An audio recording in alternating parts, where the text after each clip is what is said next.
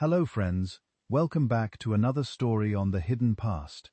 There is an island sitting in the middle of the western Mediterranean, roughly halfway between the coasts of Italy and North Africa, and scattered across it, from the flatlands to the hilltops, to the edges of cliffs overlooking the sea, are approximately 7,000 stone towers, not ruins of a city, not the remains of a single empire's building program. 7,000 individual towers, built by hand, without mortar, without cranes, without any written plan we have ever found, and the people who built them left behind no alphabet, no inscriptions, no clay tablets, no papyrus, just the stones, just the towers, just the silence. That is the central mystery of Nuragic Sardinia, and it is one of the strangest unsolved puzzles in all of European prehistory. Think about what 7,000 towers actually means. That is more megalithic structures than exist in all of Britain and Ireland combined. This is not a civilization that put up a few impressive monuments and called it done.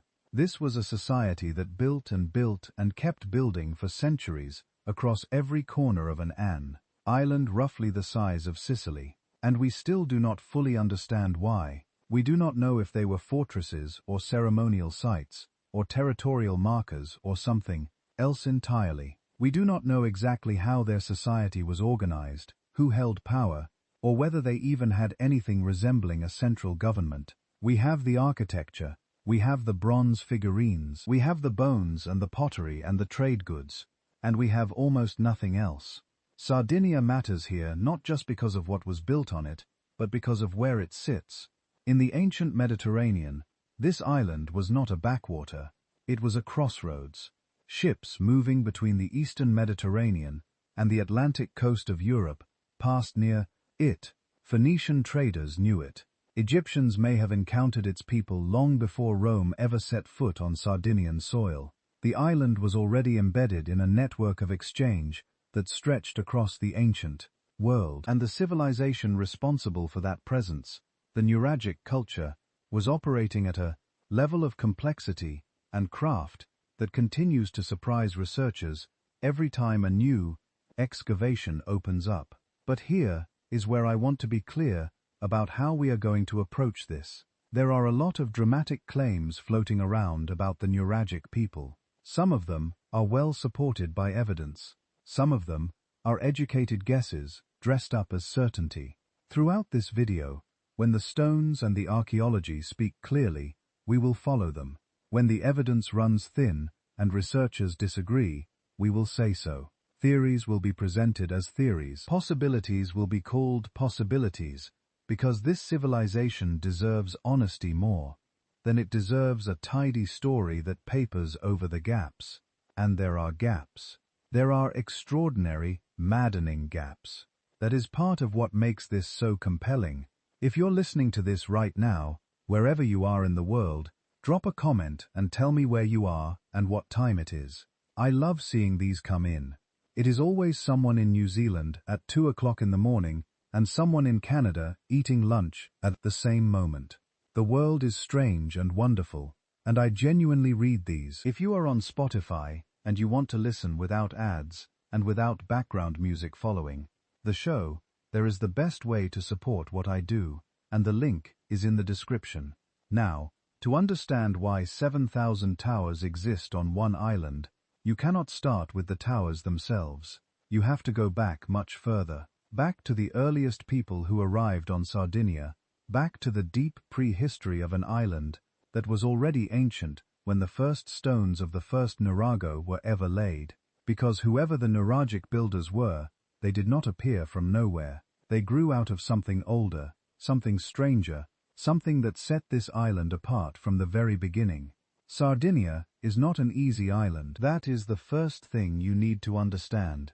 It is not a gentle, flat, agriculturally obvious place where any group of settlers could arrive, spread out, and immediately thrive. The island has a spine, a long, rugged mountain range running roughly north to south through the interior. The Generentu Massif, rising to nearly 2,000 meters, flanked by highlands and plateaus that even today remain some of the most isolated terrain in all of Europe. The coastlines are dramatic and irregular, with natural harbors tucked into protected bays on the southern and western shores, and exposed wind, hammered cliffs on the east. The interior is a patchwork of river valleys, volcanic plains called Campidano, basalt plateaus called Guari, and dense macchia scrubland that can hide a person 10 meters away from you. This geography does something specific to the people who live inside it. It fragments them. It creates natural corridors between the coast and the highlands, natural barriers between adjacent valleys, natural gathering points at river crossings and springs. Island geography in general tends to produce intensely local cultures because the sea is a hard boundary in one direction and the mountains are a hard boundary in another, and so communities develop in the spaces between. On Sardinia, that pressure was amplified. The island is large enough that different regions could develop their own traditions, their own pottery styles, their own burial customs without much interference from each other. But it is also small enough that the whole thing is connected by coastline, that goods and ideas and people could move around the edges even when the interior was difficult. That tension between regional isolation and coastal connectivity runs through every chapter of Sardinian prehistory. The first humans reached Sardinia somewhere around 10 to 12,000 years ago, possibly earlier. The exact timing is still being refined because every few years somebody finds a new site that pushes the date back a little further. What we know is that by the Mesolithic period there were people here. They were hunter-gatherers, moving through a landscape that was then somewhat wetter than today, with more forest cover and more large game. The site of Corbidu Cave in the New Oro region has produced some of the earliest human remains, and they tell us these were people who were using the island's natural shelters, hunting the local deer and other fauna, and had already made Sardinia their home in a meaningful sense. Agriculture arrived later, probably somewhere in the 7th or 6th millennium B.C. Terce, most likely brought by farming communities crossing from the Italian peninsula or from other parts of the western Mediterranean. This is where things get complicated in a way that will matter for everything that follows. When farming arrives on an island, it does not simply replace what came before. It interacts with existing populations, existing landscapes, existing ways of organizing life. The question of how much the early farming communities of Sardinia represented new arrivals, how much they represented local hunter-gatherers adopting new practices, and how much they, some mixture of both, is exactly the kind of question that archaeology can partially answer but cannot resolve completely. Ancient DNA analysis is beginning to shed light on this, and the emerging picture suggests multiple waves of movement, not a single clean replacement. What is clear is that by the Neolithic period, Sardinia had developed something remarkable. The Oyuri culture, which flourished roughly from around 3,200 to 2,800 BC, left behind a record of sophisticated pottery, elaborate burial practices, and most importantly for our story, a tradition of communal construction that represents the deep root of everything the Nuragic builders would later accomplish. The Oyuri people built Doma Janis, literally houses of fairies in Sardinian rock-cut tombs carved directly into the island's basalt and limestone cliffs. Thousands of them survive. They are not simple holes in the rock. Some are multi-chambered, decorated with carved reliefs, bullhorns, and geometric patterns painted in red ochre. These were not just places to put bodies. They were statements. They required planning, collective labor, and a shared investment in the idea that the dead deserved architecture. That instinct, the idea that stone and effort and collective human energy should be directed towards something permanent, something that outlasts the individual, is the foundation of the Nuragic tradition. The Nuragic builders did not invent that idea. They inherited it. And between the Ozieri culture and the first Nuragi, you can watch that instinct evolve through a sequence of increasingly ambitious projects. After the Osieri period came the menhars, standing stones planted across the landscape in ways that suggest territorial marking and ritual significance. Then the dolmens, megalithic burial chambers, assembled from massive slabs of stone that required organized labor to move and erect. Then the giants' graves, the tom gigante, long gallery tombs fronted by curved stone facades that are extraordinary pieces of architecture in their own right. These are not a random sequence.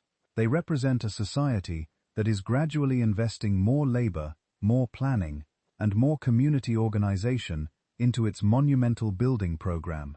Each generation is learning something from the last. Each project is slightly more ambitious than the one before. By the time the early Bronze Age arrives around 1800 BC, the people of Sardinia have been building communal monuments in stone for roughly 2,000 years. The Nerj is not a sudden inspiration. It is a culmination.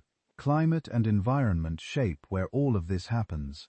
The distribution of pre-Uragic sites is not random across the island. Communities cluster near reliable water sources, near the volcanic basalt plateaus, where the soil holds moisture and supports grazing, near the transition zones between highland and lowland, where you can farm the valley floors and drive animals up to summer pastures. Transhumans. The seasonal movement of herds between lowland winter pastures and highland summer grazing almost certainly shaped the social geography of prehistoric Sardinia, just as it has shaped Sardinian life well into the modern era. That means communities were not fixed in one spot year-round. They were moving, and their monuments, their tombs and menhirs, and later their towers were anchors in a landscape of seasonal movement. Here is where archaeology runs into its honest limits. We can date a layer of ash or charcoal to within a few decades using radiocarbon methods.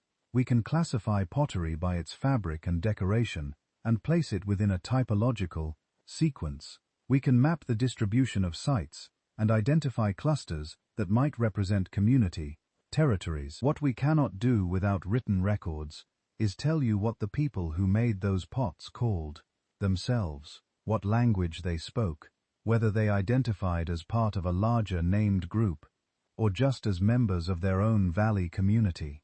The categories we use, Osieri culture, Beaker culture, Bonaro culture, are archaeological constructs. They describe patterns in the material record. They do not necessarily map onto how those people understood their own identities. The Bonara culture, which immediately precedes the earliest Nuragi, and dates roughly to 1800 to 600 BC, is particularly important because it represents the last step before the step change. Bonaro sites show settlement patterns that are becoming more permanent, more defensible, more oriented toward controlling specific patches of agricultural and pastoral land. The pottery becomes simpler and more standardized, which might reflect increasing population and the need for more efficient production. And then, in the early Middle Bronze Age, the nuraghi appear first as simple structures, a single tower, not dramatically different from what you might build if you stacked the dolmen tradition with the defensive needs of a more territorially conscious society. Then more complex with additional towers, corridors, surrounding walls, then extraordinary. The scholarly debate about what drives this transition runs along two main lines. One view emphasizes continuity, the idea that the nuraghi emerge organically from a local population that had been developing the necessary skills, social organization, and architectural ambition for generations. The other view raises the possibility of external influence or migration, pointing to similarities between early construction and Bronze Age building traditions elsewhere in the time. Western Mediterranean, particularly in the Balearic Islands, where similar tower structures called talets appear around the same period. Scholars test these competing models by looking at ancient DNA from skeletal remains, at the distribution of pottery styles, at isotope analysis of human bones that can reveal where a person grew up based on the mineral signature of their local water and soil. The current evidence leans toward substantial continuity with local Sardinian populations as the primary architects of the Nuragic tradition, but the door to outside influence has not been fully closed and probably should not be. What is not in dispute is the scale of what happens next. Once the Nurogre form takes hold, it spreads across the island with a speed and comprehensiveness that has no parallel in prehistoric Europe. Within a few centuries, thousands of towers dot the landscape from the coastline to the mountain ridges. And that raises the real question, not just how they were built, or even by whom, but why on this particular island, in this particular moment, did a society decide to cover its homeland in stone giants? That question is going to drive everything that follows. So what are these stone giants that suddenly appear all over Sardinia? Strip away the romance, the legends, the tourist brochures, and a nuraga, at its core, is a very specific kind of building. A thick-walled stone tower, usually shaped like a truncated cone with one or more interior chambers, roofed not by a flat ceiling, but by a corbelled tholos-like dome. Picture the most common form first, because that's the backbone of the whole tradition. From the outside, an early nurag looks like a heavy, slightly tapered cylinder, wider at the base, narrowing as it rises, often 10 to 20 meters high in its prime. The profile is not elegant in a classical sense. It is blunt, heavy, purposeful. The walls can be 4 or 5 meters thick at the bottom. Inside that mass of stone is a single circular room on the ground floor, often about 4 to 5 meters in diameter. Its walls curving inward as they go up, ring by ring, until they meet in a false dome. This is corbelling, and it's the key to understanding the nurag as an engineering object. In a true arch or dome, stones are shaped into wedges and locked together around a curve, transferring weight sideways and down. The nuragic builders didn't do that.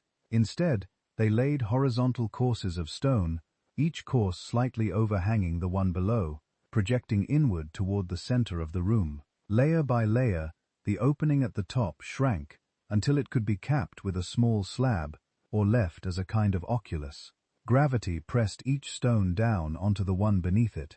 The inward lean of the wall converted vertical load into compressive stress that the thick masonry could easily handle. Why does this matter?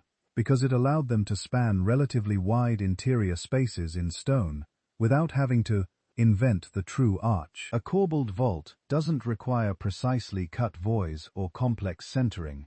It requires an intuitive understanding of balance, weight, and friction, plus a lot of stone and a lot of patience.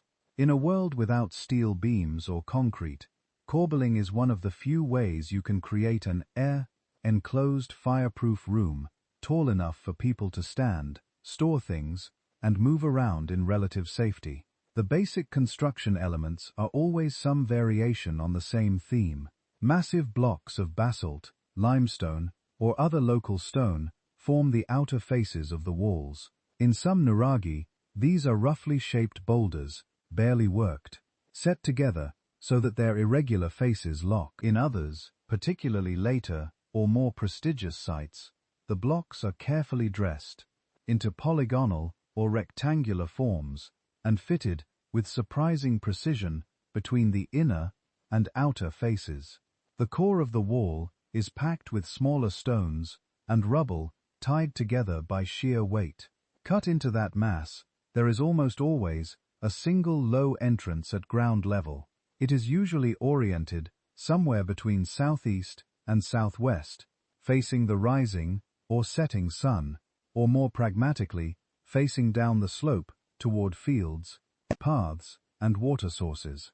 The doorway itself is framed by 2 large vertical blocks and a heavy lintel stone above. Step through it, and you enter a short passage, sometimes with a little relieving arch of cobbled stones to take the weight off the lintel. This passage opens into the main chamber, the circular room under the corbel dome. In the wall of that chamber, 3 architectural features show up again and again.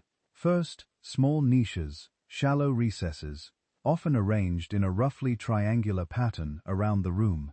They might have held lamps, offerings, weapons, or nothing at all that survives. Second, a spiral staircase carved into the thickness of the wall itself, beginning just inside the entrance or directly off the main chamber. This stair climbs up between inner and outer shells of masonry, curving along the tower's interior perimeter. Third, above the main room, there may be one or more upper chambers, smaller and sometimes only accessible by that stair, stacked vertically like stone bubbles within the tower. This is where the neurojug stops being just a hut, made big, and becomes a piece of three-dimensional planning. You have circulation routes hidden inside the walls. You have multiple levels, a ground floor space, an intermediate landing or gallery, an upper room, and in complex cases, an open platform on top, where defenders or lookouts could stand behind a parapet. Light enters through the doorway, sometimes through small openings higher up. The interior is cool, dark, acoustically resonant. Sound behaves differently in a corbelled chamber than in an open field. That may or may not have been intentional, but it adds to the sense that these were not casual buildings. The earliest nuraghi we can recognize in the archaeological record tend to be simple, a single tower, sometimes with a modest forecourt, defined by a low wall or a few additional structures. Over time, the form multiplies and ramifies. Builders add extra towers around the central one, linked by curtain walls to form a kind of bastion.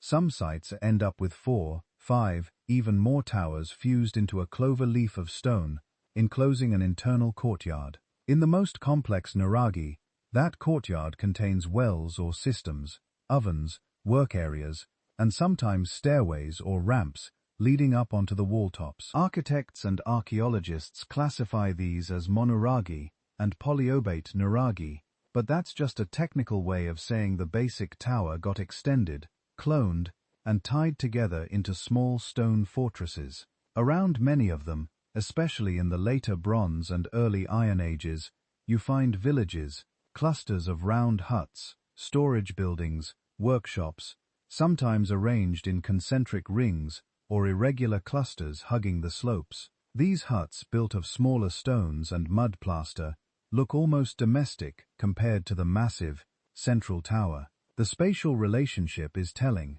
The nuraghi dominates the skyline of the settlement, but it's physically integrated with everyday life.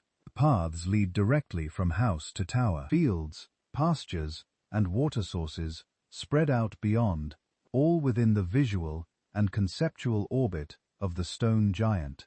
Sightlines are not accidental here. Stand on the upper platform of a well-placed nur, and you often command views of neighboring towers, passes, and arable land. Chains of nuraghi can be mapped along ridges and valley edges, each within line of sight of the next, creating what looks suspiciously like a visual communication network, or at least a shared horizon of awareness.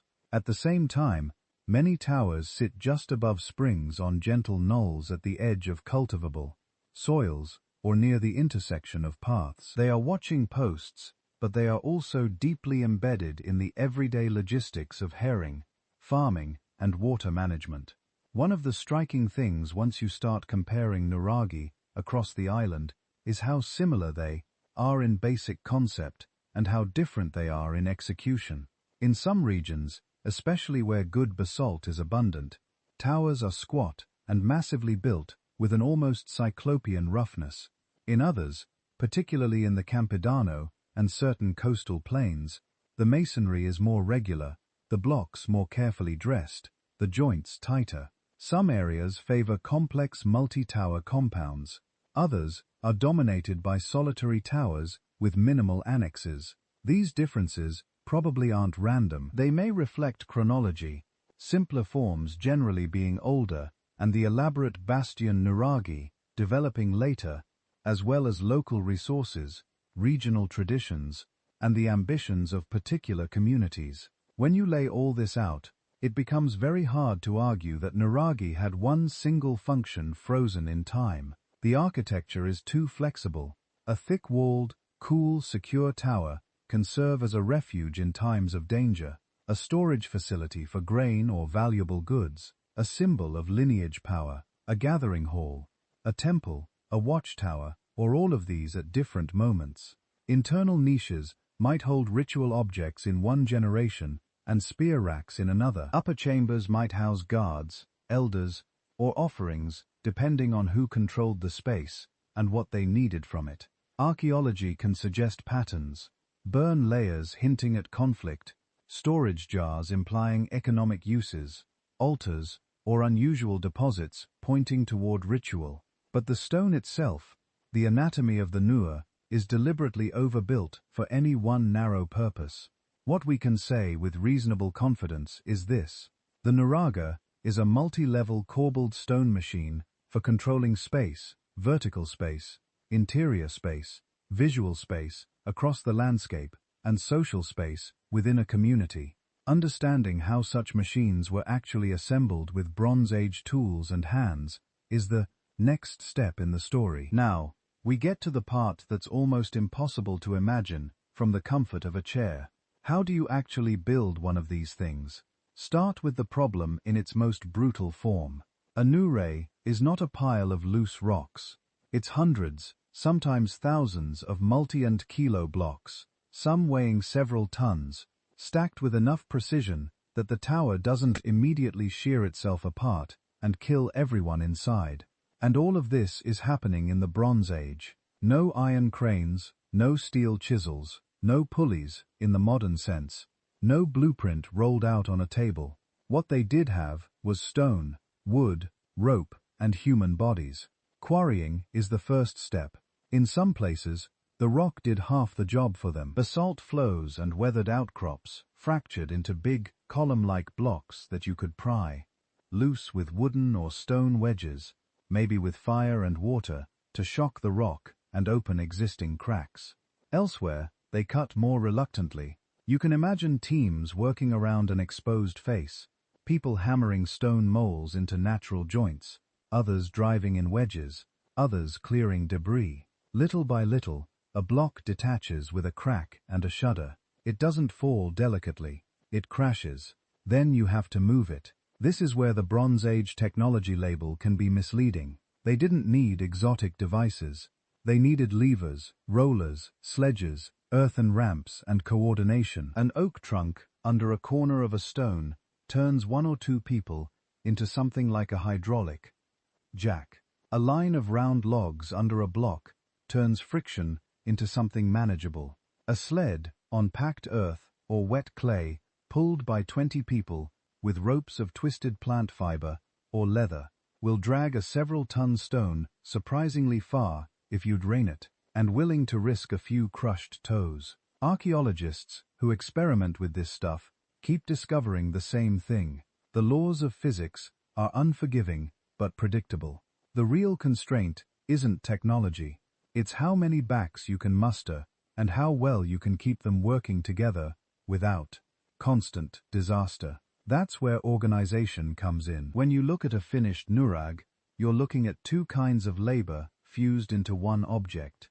On the one hand, there has to be a core of highly experienced builders, people who know how to read stone, who've internalized the right proportions for wall thickness, the safe amount of inward lean, the angle at which a corbel won't slip. They don't have written manuals, but they do have memory, tradition, and the hard lessons of towers that cracked, sagged, or partly collapsed. On the other hand, most of the brute work doesn't require that level of expertise. Quarrying, hauling, stacking filler stones, carrying water, mixing mud for scaffolding or ramps. These are things that unskilled or semi-skilled people can do with direction. So, picture something like this. A small group of master masons or Nure specialists overseeing waves of seasonal labor, villagers pulled in during the agricultural slack periods, maybe allied communities contributing people as part of obligations, tribute, or mutual defense pacts. This division of labor implies leadership, even if it doesn't necessarily mean a king sitting on a throne. Someone has to decide that the community is going to invest years of effort in a tower instead of more fields or more flocks. Someone has to coordinate food for the workers, settle disputes, punish negligence that leads to someone being crushed under a block. In many traditional societies, that role is played by chiefs, clan elders or religious authorities, not bureaucrats. The Nura projects hint at that kind of authority, grounded in lineage, ritual, and control over surplus labor. How long does one of these things take? We don't have neuragic construction logs, but experimental builds with smaller replicas and comparisons to other megalithic projects give us ballpark figures. A simple, single-tower nurag might be a multi-year project for one community, especially if construction fits around sowing, harvest, and herring cycles. The core tower could rise in a few seasons of intense work. Finishing, adjustments, annex structures, and surrounding huts might accumulate over decades. And that's key. Nuragi are not frozen moments. Many show evidence of phases, openings blocked up, extra towers grafted on, courtyards enclosed, stairways modified. Generations weren't just using these structures, they were editing them. Your grandfather's tower might be the central keep. Your father adds a smaller bastion. Your generation ties on a ring of extra walls. Your children rework the entrance or raise parapets. The architecture encodes family history. Not every site presents the same logistical challenge. Some nuragi are placed almost on top of their stone sources, built into or immediately beside outcrops. From a labor standpoint, that's the cheap option. Minimum hauling, maximum structural mass for your effort. Others clearly sacrifice convenience for position. They sit on the best vantage points, or near a spring, or at a saddle point, controlling movement between valleys. In those cases, hundreds of heavy blocks had to be moved uphill, sometimes from kilometer away. That choice tells you something. Someone prioritized landscape control and visibility over worker comfort. To test how all of this might have worked, archaeologists do what's called experimental archaeology. They go out with replica tools, recruit volunteers, and try to quarry, move, and stack stones using only what would have been available in the Bronze Age. They build short wall segments with corbelling, see how much inward lean is safe, measure how many people it takes to drag a 1-ton block up a ramp. These experiments show that in principle, everything we see in a Nua can be done with Bronze Age means. No mystery engines, no lost technologies required. But there are limits. A weekend experiment with students can't recreate the full social context of decades-long projects or the deep tacit knowledge of a builder who's been handling stone since childhood. Simulated walls don't perfectly capture the micro-decisions made at every course. That stone goes here, not there. That crack is dangerous. That angle will shed water. Experimental archaeology can demonstrate plausibility and expose naive assumptions. It can't, by itself, reconstruct the exact choreography of hundreds of real building sites, scattered across Sardinia over centuries. What we can infer comes from the stones themselves. The fact that so many nuragi are still standing, or at least still structurally legible, after 3,000 years of wind, rain, earthquakes, and vegetation, means the builders got something fundamentally right about stability and safety. Corbel chambers haven't imploded en masse. Wall faces might bulge a little, but catastrophic failures are relatively rare. Entrances are low and narrow, reducing stress on the lintels. Stairs embedded in the wall spread weight rather than dumping it all on a single fragile point. This overbuilding is a form of insurance. If you don't have written equations for load distribution, you compensate with thickness, redundancy, and conservatism. You lean the walls in more than strictly necessary. You stack bigger stones at the base than you probably need. You avoid large openings that could weaken the envelope. The result isn't elegant by classical standards, but it's incredibly durable. And this brings us to the strangest question of all, one that logistics alone can't answer. What social incentive is strong enough to keep communities building thousands of these towers over centuries? Defense is one answer, but it's not the whole story. People will work hard for safety, but they usually stop when the immediate threat passes. Status and competition are another. If your neighbors build a tower, you don't want to be the only village without one looming over the fields. Ritual and identity are a third. Working together on a monument can be a way of being a community, of inscribing your group into the landscape.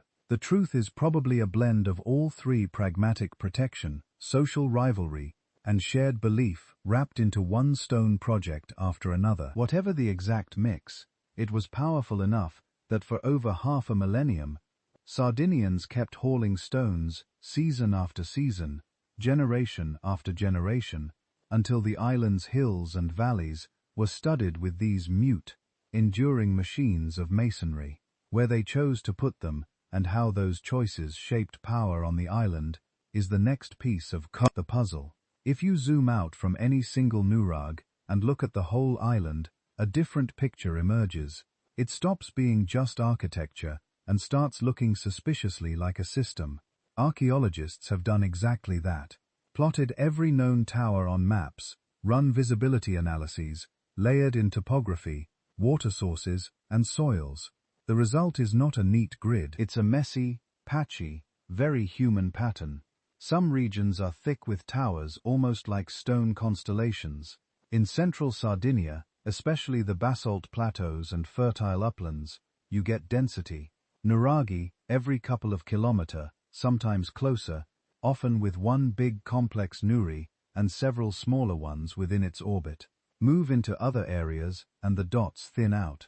There are valleys with only a few known structures, uplands that look oddly empty, coastlines with long stretches where no nuraghi has turned up at all. Part of that is preservation and discovery bias. Some nuraghi have been robbed for building stone or buried under modern towns and farms. Some are probably still hiding under scrub and soil. But even if you correct for that, the clusters and gaps don't disappear. They reflect choices. Dense clusters tend to line up with what a Bronze Age farmer or herder would care about. Good soils, reliable springs, passable slopes, and routes that make sense for moving people and animals. Where you find a tight bunch of towers, you're often looking at a high-value landscape, arable land in the valley bottoms, grazing on surrounding hills, and one or more bottlenecks where movement can be controlled. The nuraghi are not randomly sprinkled. They anchor that package of resources. Then there's the question of who could see what. One of the first things people notice on the ground is how often a nuraghi occupies a place with a view. Hilltops, inlels, ridgelines, the edges of plateaus. Not always the absolute highest peak, which can be windy, exposed, and inconvenient, but the point where you can see multiple directions at once. When you start plotting lines of sight between towers, something interesting happens. Without forcing it, you get chains of intervisibility. Nurag A can see B and C. C can see D and E. E looks out toward the coast. It's tempting to jump straight to signal network. Beacons flashing from tower to tower, the whole island lighting up at the first sign of enemy sails. That makes for a good story, but the evidence is thin for a formal island-wide system. What we can say is more modest, but still powerful. Many nuraghi are placed so that people standing on or near them could see other nuraghi.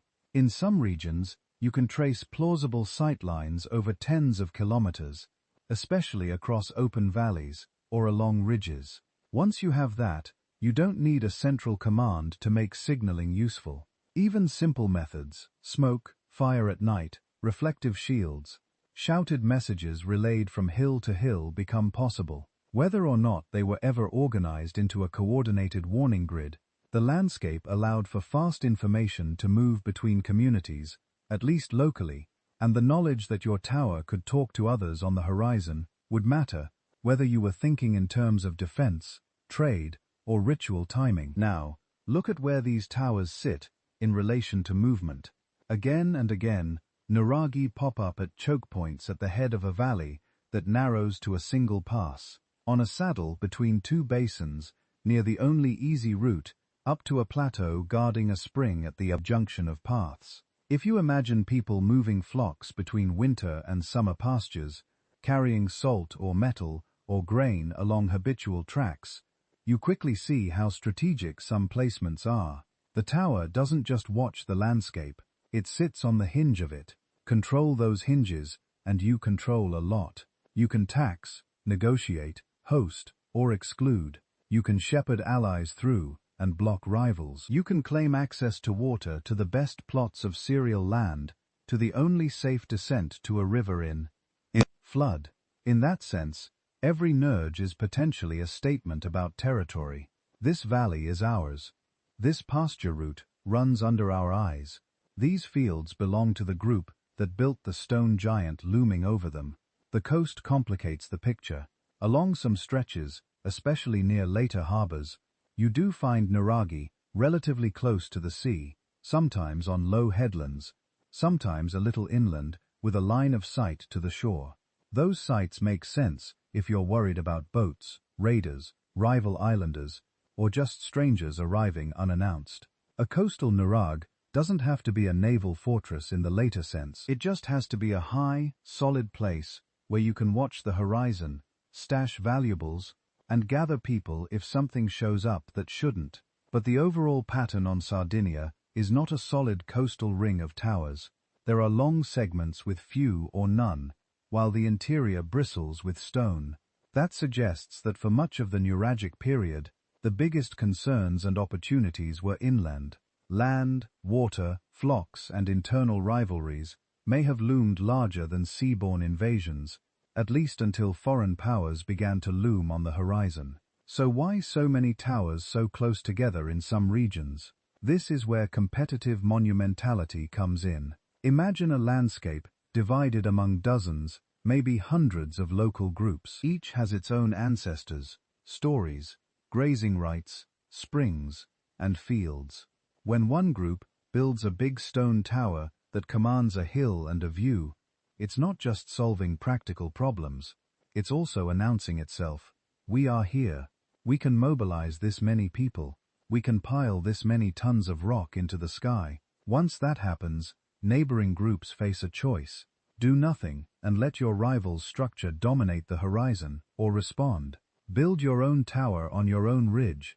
Add an extra bastion. Expand the complex. Over generations, this arms race in stone could produce exactly what we see. Clusters of nuraghi within sight of each other, each one a local group's answer to another's show of strength and identity. The catch is that the landscape we see now isn't a clean snapshot of one moment. Nuraghi were reused, modified, even rebuilt across centuries. Some towers that look like isolated sentinels today might once have stood at the edge of a denser cluster with smaller structures now lost. Others started small and grew into sprawling complexes as power and resources concentrated. Post-Nuragic peoples, Phoenicians, Carthaginians, Romans, medieval villages also moved stones, reoccupied sites, now built sanctuaries or farmsteads in and around old towers. All of that overprinting blurs the original logic of placement. So when we look at a new egg on a hill above a spring, we're seeing layers of decisions. The first builders choosing the vantage and the water. Later generations thickening walls, adding towers, blocking doors, or tying new buildings to the old core. Much later, communities reinterpreting the spot as a ruin, a quarry, a shrine, or a convenient platform. What doesn't change is that these structures anchor power in the landscape. They sit where resources, routes, and lines of sight intersect. They make claims and project presence whether or not anyone is actually inside them on a given day. Which raises the next harder question. If Nuri was so deeply tied to territory and visibility, what were people actually doing in them? Were they fortresses bristling with defenders, household centers where extended families lived, quiet shrines for rituals, granaries guarding surplus, or some shifting combination of all of these over time?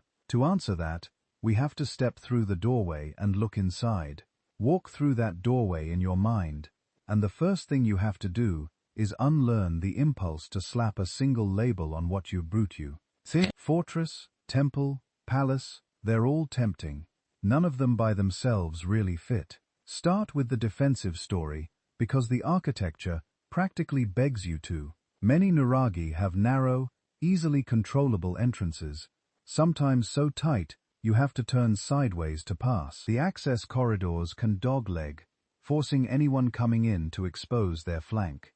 Inside, there are spiral stairways wound into the thickness of the wall, climbing up to higher levels and to the top of the tower. There are elevated positions where a few people could look down on anyone trying to push their way in. Put even a handful of defenders with spears or slings in those positions, and the building becomes a problem for any attacker. Combine that with the hilltop locations we talked about, and you have a plausible strong point. Watch from above. Retreat inside if trouble comes. Hold out behind meters of stone. In some complex narugi, later building phases thicken the outer walls and add extra towers and bastions, making the whole thing look and function even more like a fortified compound. But now, zoom back to the ground, to the spaces around those walls, in many cases clustered at the foot of the tower or spreading out along its flanks. Archaeologists find what they call nuragic villages, rings of round stone huts, sometimes dozens of them, connected by lanes and small courtyards, often with shared facilities like wells, systems, and workshops.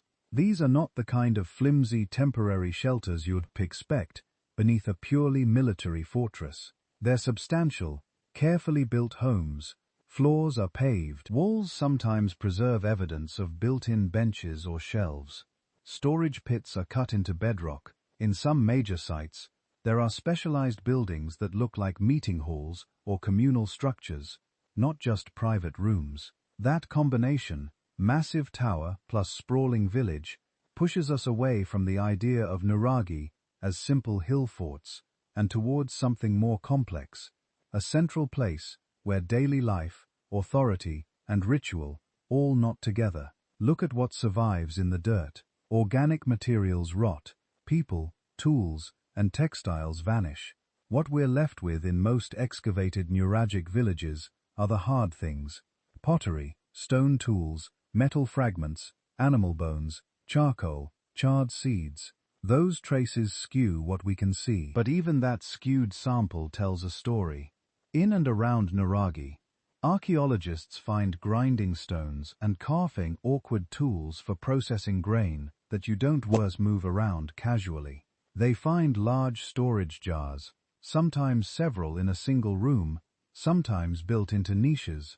They find carbonized cereal grains, barley, and wheat trapped in hearths or storage pits that burned. They find bones from sheep, goats, cattle, and pigs, often bearing cut marks that show butchering and processing. Put that together, and the tower stops being just a lookout post and starts to look like a hub in a food economy. Grain is brought in from fields, processed, stored, and perhaps redistributed. Animals are driven in and out, kept in nearby enclosures, slaughtered and shared. If you control the tower, you don't just control a wall, you control where surplus flows and where it's kept safe. That has social consequences. Think about who lives in the thick of that stone. The inner chambers of many nuragi are small, dark, and not obviously designed for large numbers of people to sleep in every night. They feel more like storerooms, guard posts, or privileged spaces than like simple family houses. The real domestic life seems to happen in the huts around the base.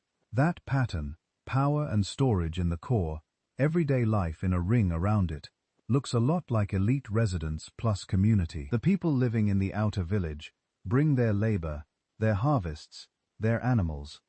The people who command the tower coordinate, mediate, host, and decide. Maybe they claim descent from certain ancestors. Maybe they control sacred objects or key rituals. Maybe they just the group that managed to organize enough hands to build the thing in the first place. Whatever the details, the architecture creates a social gradient from outside to inside, from lower walls to higher platforms. And that verticality matters in another way, signaling even if you never climb inside, a nurag changes the skyline. It's visible from fields, paths, and neighboring hills. It marks who owns this pocket of land. But it also broadcasts something else. We have the capacity to move rock, to plan construction, to feed workers while they're building instead of farming, to maintain this place year after year. That's not just defense, that's legitimacy. In a landscape where multiple lineages or clans are vying for status, a tall stone tower says, "Our ancestors are strong, our group is organized, our claims are backed by visible achievement." Over generations, that symbolic power can be as important as the practical benefit of having a defensible high point. This is where ritual slips in, almost inevitably. When people invest that much labor in a structure and tie their identity to it, they don't just use it for mundane chores, they tell stories about it. They associate it with founding ancestors, victories, or agreements. Some neuralgic sites show evidence of offerings, special deposits of objects, unusual arrangements of stones, later sanctuaries tucked into or beside earlier towers. Elsewhere in the neuralgic world, we see clearly ritual architecture in the form of sacred wells and temples. It would be strange if the main towers were totally divorced from that sacred landscape. So were nuragi temples, probably not in the narrow sense of purpose-built cult buildings only used for worship. But were they places where rituals happened, initiations, oaths, seasonal feasts, ancestor commemorations? It would be surprising if they weren't. In small-scale societies, politics, economy, and religion are usually the same conversation held in different tones of voice, and the central building tends to host all of them. The hard part is resisting the urge to pick one function and freeze it in time. Nuragi weren't built in a single year and then abandoned unchanged. They were used, modified, and reinterpreted across centuries. A structure that began as a relatively simple tower overseeing nearby fields could, in a few generations, become the nucleus of a growing village. As populations shifted or external threats appeared, walls might be thickened, entrances blocked, extra bastions added. In calmer times, the same place might lean more into storage, meetings, and ritual gatherings than into active defense. Functions shift, even within a single human lifetime. A room that's a grain store one year might serve as a temporary refuge during a feud the next, then host a feast after a good harvest. Over archaeological timescales, those shifts blur into each other, leaving us with mixed signals. Defensive features wrapped around domestic debris, layered under hints of ceremonial use. That's why archaeologists increasingly talk about nuragi not as single-purpose installations, but as central places or nodes in local networks. They're fortresses when they need to be farm hubs every harvest, status symbols all the time, and sanctuaries when the community decides to treat them that way. And that might be the most important thing they tell us. Regardless of which function you emphasize to design, build and maintain a new edge with its surrounding village, you need cooperation on a scale much larger than a single household. You need shared understandings about who has the right to call people to work, who can access stored grain, who can stand on the upper platforms, who speaks for the group when outsiders arrive. You need myths and rules, agreements and enforcement. You need, in other words, a community that sees this pile of stone not just as shelter, but as meaningful. Even if we never agree on whether to call them forts, palaces, or shrines, the towers are evidence of something deeper, a society capable of coordinating labor, transmitting plans across generations, and embedding its sense of self into architecture.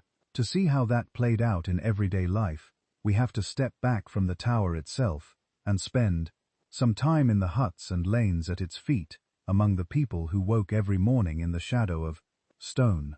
Walk down from the tower, and you're in a different world. The big stones are still there, but now they're knee-high, waist-high, shoulder-high, huts instead of bastions, lanes instead of ramparts. This is where people actually lived. New Rajic villages don't sprawl randomly.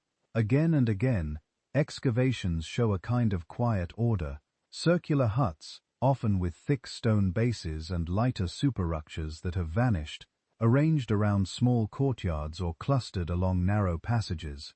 In some places, you get tight rings of houses all facing an internal space. In others, strings of huts radiate outward, like beads on a path, tying the village to fields, springs, or animal pens. Walk into one of those houses mentally, and you're not in a dirt floor. Lianto floors can be paved with stone slabs. Low benches ring the walls. In some huts, there are built-in shelves, niches, or stone cupboards. Hearths sit slightly off-center, blackening the stones above them. In a few larger buildings, the plan stops being a simple circle and becomes more complex. Multiple rooms, annexes, sometimes internal pillars that might have supported a roof or loft. These look less like family huts and more like workshops or meeting spaces. Between the houses, the lanes aren't just circulation routes, they're workspaces. Grinding stones are found in exterior courtyards. On some sites, archaeologists identify specific zones for cooking, storage, and craft activities. The village reads almost like a living machine. Raw materials coming in, being transformed, shared, and sent back out. What kept all of this ticking was food. The bones and seeds in the ground tell us the Nuragic economy was mixed and flexible. Sheep and goats dominate many assemblages, tough, adaptable animals that can handle rocky hillsides and patchy grazing. Cattle are there too, especially in richer lowland areas, useful as meat, milk, traction, and walking wealth. Pigs show up, often in smaller numbers, probably thriving on scraps around the settlements. Plant remains point to cereals, barley, several varieties of wheat, pulses like lentils or beans. Querns and grindstones are everywhere. These are heavy, awkward tools you don't lug around if you're moving camp every few weeks. They suggest households processing grain regularly, probably for bread, porridge, maybe beer, like fermented drinks. Storage jars big enough to swallow a person are found tucked into corners of huts or sunk into the floor, waiting to be filled after harvest. But the villagers weren't locked into a farming bubble. You also see evidence of hunting, bones of wild deer, boar, smaller game. Near the coasts and on lake and river margins, fish bones and shells appear along with implements that could be fishing gear. This hints at seasonal rhythms. Herds grazing upland pastures in certain months. Fields intensively worked around sowing and harvest. Hunting trips when wild herds moved through. Fishing peaks when certain species were easiest to catch. Imagine the year as a breathing cycle. Winter might pull people closer to the tower. Animals in nearer pens. Food drawn from storage. Spring pushes them out to fields and fresh pastures. Summer might see some members away with flocks, while others guard ripening crops. Autumn brings everyone back together for harvest, processing, and crucially, feasting. Domestic crafts stitch daily life together.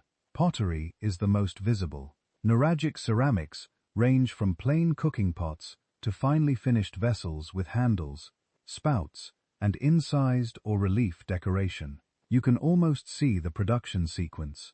Someone digging clay from a nearby bank, someone else kneading and tempering it with crushed rock, another shaping coils into walls, smoothing them, painting, or burnishing the surface before firing. Was this household work, specialist work, or both? Probably both, depending on the village and the vessel. Everyday pots could be made locally. Fancier pieces might circulate as gifts or prestige goods. Textiles almost never survive, but loom weights and spindle hauls do. Their presence in huts tells you that spinning and weaving were normal parts of domestic life. Wool from sheep, flax, or other fibers from plants turned into clothes, blankets, bags, ropes, maybe sailcloth. We don't have their patterns, but we have the tools. And those tools show up again and again. Woodworking is even more invisible because wood rots. But you can infer it from the negative spaces, post holes where supports once stood, where patterns on stone tools, metal blades shaped like axes, chisels, and knives, roofs, doors, furniture, fences, plough parts, boat elements, all would have depended on skill with wood that the stone record only hints at. Threading through all of this is water. Many Nuragic villages anchor themselves to wells and systems. Some are simple shafts, lined with stone. Others are more complex with steps, channels, or carefully sealed basins to capture runoff. In a Mediterranean climate where rainfall is seasonal and unpredictable, controlling water isn't optional, it's survival. If you have a deep, reliable well, inside or adjacent to your settlement, you can ride out dry spells while your neighbors suffer. You can water animals when pasture is crisp. You can irrigate small garden plots at critical moments. That gives you leverage. Access to wells could be regulated. Wells could be maintained or not by those who controlled labor, and rituals around water might reinforce those power relations. Later, Nuragic sacred wells, with their precise stonework and ritual deposits, show how easily practical water management can slide into the realm of the sacred and the political. But a village is more than tools and infrastructure, it's relationships. Archaeologists sometimes uncover large buildings, interpreted as meeting houses or communal halls with benches running around the interior walls and evidence of heavy use. Combine that with big cooking installations and piles of animal bones bearing cut marks, and you get a picture of feasting. Cattle, or several sheep slaughtered at once, portions shared, maybe drinks poured into special vessels. Feasts do a lot of work at once. They redistribute surplus from those who claim to control it.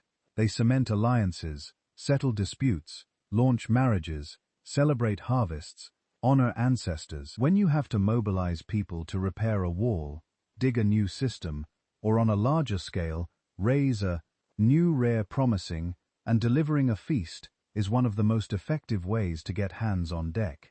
Exchange too holds the social fabric together. In some villages, exotic items show up. Amber, fine bronzes, foreign ceramics.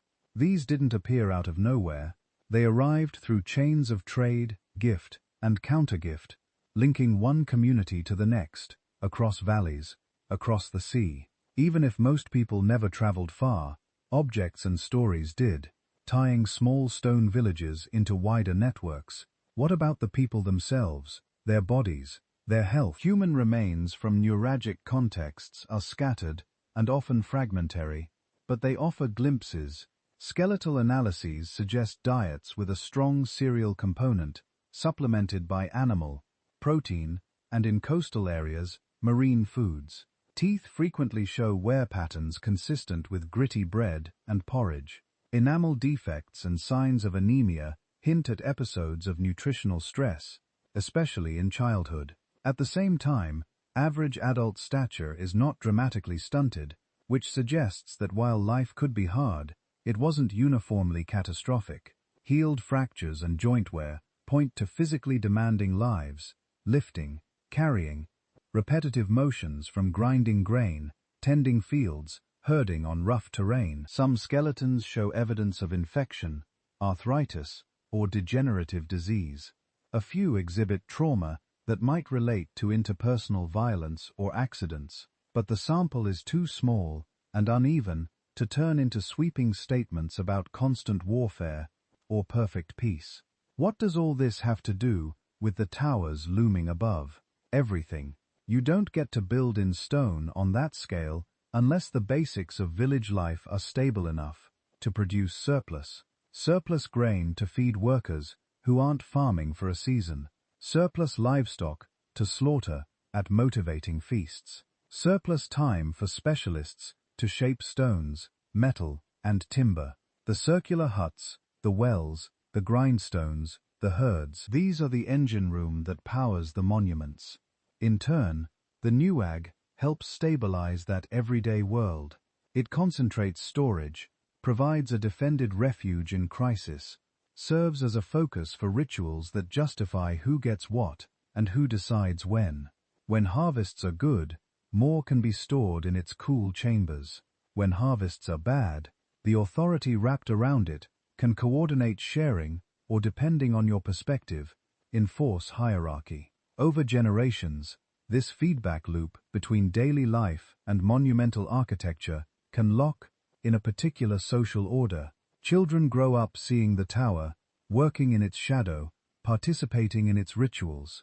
The idea that our people build in stone, our people gather here, our people store grain there, becomes part of what it means to belong.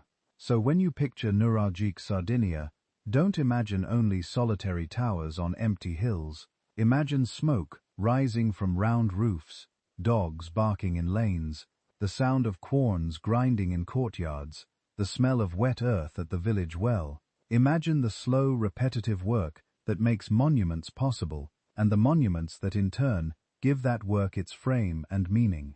If subsistence is the engine room, metal is the turbocharger. The moment you can reliably turn dull rocks into bright, hard tools, everything shifts. Fields can be worked more efficiently with sturdier blades and fittings. Trees can be felled faster, beams shaped more cleanly, weapons bite deeper, and archaeologists find traces of ancient mining, galleries, extraction scars, waste piles that suggest people weren't just picking up the odd green stone. They were digging seriously into the earth. But there was a catch. To make true bronze, the alloy of copper and tin that defines the age, you need tin. Sardinia has essentially none. That single missing ingredient rewired the island's place in the Mediterranean. To get tin, neuralgic communities had two options: don't bother with high-quality bronze, or plug themselves into exchange networks that could move tin or already alloyed metal over the sea. The evidence points firmly to the second path. Somewhere out there beyond the horizon were people with access to tin. If you had copper, lead, silver, and the skills to smelt and cast them, you had something to offer in return. Inside the villages and around the towers, the archaeological record backs this up. Slag, the glassy, useless byproduct of smelting, turns up in many sites. So do fragments of furnaces and 2 years. The clay tubes that guided air from bellows into hot charcoal fires. Stone and clay molds appear in surprising variety. Open molds for simple axes and ingots. 2-part molds for more complex forms like swords, sickles, and spearheads. These aren't random one-offs. The repetition of particular mold types and the standardized shapes of many finds suggest learned, shared techniques. Someone knew exactly how much metal to pour, how fast it would cool, when to crack the mold, and start finishing the piece. In some buildings, concentrations of slag, molds, crucibles, and broken casting attempts cluster together. Those spots look less like family hearths and more like workshops. What came out of those workshops is a small museum's worth of metal. You get the basics: axes, chisels, knives, awls, sickles, needles, fishhooks, everyday tools of farmers, carpenters, herders, and weavers, upgraded from stone and bone to something sharper and more durable. You get weapons, daggers, swords, spearheads, arrowheads, helmets, small shields, or shield fittings. The functional hardware of conflict and display. And then you get the things that don't really make sense if you were scraping by at bare subsistence. Finely worked fibula, brutes, bracelets, rings, cups, miniature weapons, and most famously, the bronzetti. The bronzetti are where neuralgic metalwork stops whispering and starts talking. These are small cast bronze figurines, sometimes just a few centimeters tall, other times larger, found in sanctuaries, wells, hoards, and occasionally in domestic contexts. They depict people, animals, objects, and hybrids of all three. Because the neuralgic world left no texts, these tiny sculptures are some of our clearest voices. Look closely. Archaeologists certainly have, and patterns emerge. Some human figures wear what look like helmets with horns or crests, carry around shields and long swords, and stand in assertive poses. Others hold staffs, cups, or strange objects that might be ritual instruments. Some appear draped in cloaks or garments with fringes and patterns, hinting at textile styles that the soil has erased. There are musicians, archers, figures with exaggerated hands or heads, sometimes arranged in little scenes. Then there are the boats, bronzetti-shaped like long, narrow hulls with raised prows and sterns, sometimes decorated with animal heads, sometimes bristling with tiny warriors. Are these realistic ships, idealized symbols, offerings for safe voyages? Probably all of the above. Taken together, the bronzetti show a society that thought in categories. Warriors, chiefs or priests, commoners, specialists. Roles were clear enough and prestigious enough to be cast in metal and dedicated at sacred places. Metal wasn't just about cutting things, it was about representing identity and power. So, who controlled all of this? The presence of metal workshops inside or adjacent to key Nerugi suggests that some towers were more than defensive refuges. They were hubs of production and redistribution. If you command access to all sources, to the knowledge of smelting, to the stock of finished tools and weapons stored in your stone chambers, you have leverage over your neighbors. But does that mean a unified neuralgic state, with a single ruler issuing orders across the sea island? The evidence is thin for anything that's centralized. What we see instead looks more like a patchwork of powerful local groups, each anchored by major neuragi or complexes, each able to mobilize labor, control surplus, and perhaps sponsor specialist metal workers. Wealth in metal, copper, bronze, silver ornaments could circulate as gifts, bride wealth, payment for services or offerings, constantly reinforcing who was at the center of which network. Inequality almost certainly existed. Rich burials with metal grave goods are rare but real. Special structures with concentrations of prestigious bronzes hint at elite households or cult buildings. At the same time, the wide distribution of simple tools suggests that metal use had trickled down into ordinary daily life. You didn't have to be a chief to own a bronze knife, but you probably did have to be connected to the right people to get a fine weapon or an elaborate figurine. All of this metal had to come from somewhere and go somewhere. This is where Sardinia stops being an isolated island of towers and becomes a node in a much larger web. If you're sitting on copper and silver and you desperately need tin, you look outward. Across the water to the east are the coasts of Italy, Etruria, and further on, the great powers of the eastern Mediterranean. To the south and west, routes lead toward North Africa and Iberia. Somewhere along those arcs are traders who know where tin flows, where luxury goods circulate, where exotic ideas and objects can be picked up and passed along. Neuralgic metal production made Sardinia interesting to those traders. Ingots of copper and perhaps refined silver, bundles of finished tools and weapons, maybe even crafted bronzetti themselves, could leave neuralgic harbors. In return would come tin, fine ceramics, glass beads, exotic ornaments, and just as important, information. We start to catch glimpses of this in the archaeological record. Foreign amphi in neuralgic contexts imported bronzes and ornaments, signs that styles and technologies were crossing the waves in both directions. By the late Bronze Age, Sardinia is no longer just a land with towers. It's a recognizable presence in the complex exchange system that links Macedonian Greece, Cyprus, the Levant, Italy, and beyond. How exactly those routes worked, who sailed them, and what deals were struck on distant quaysides is murky. But the combination of local ore, skilled metallurgy, and strategic need for tin all but guaranteed one outcome. Neuralgic Sardinia would become a maritime player. To see how far that role might have gone, whether they were only hosting foreign merchants or sending their own seafarers out into the blue, you have to follow the metal off the island and into the broader Mediterranean. Follow the metal, and you start to see who else was out there. By the late Bronze Age, the Mediterranean isn't an empty blue space between isolated cultures.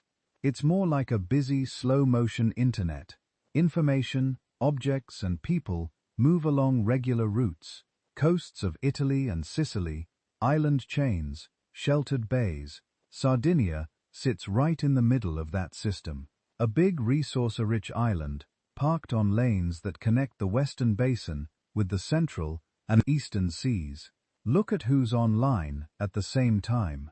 To the east in the Aegean, the Masonians are building palaces, writing in Linear B, and sending out ships loaded with pottery, oil, wine, and prestige goods. Further southeast, Cyprus is becoming a copper powerhouse, plugged into networks that reach the Levant, Anatolia, and Egypt along the Levantine shore. Canaanite and early Phoenician cities are honing the skills that will soon make them famous. Shipbuilding, navigation, high-value trade over long distances. To the north and northeast, Italic communities and proto-Etruscans are growing more complex. Their own metal industries and coastal settlements starting to matter. Nuragic Sardinia is not some backwater watching all this from afar. It's part of the same story, just without leaving written minutes. So, what does trade evidence actually look like for a culture that left no texts?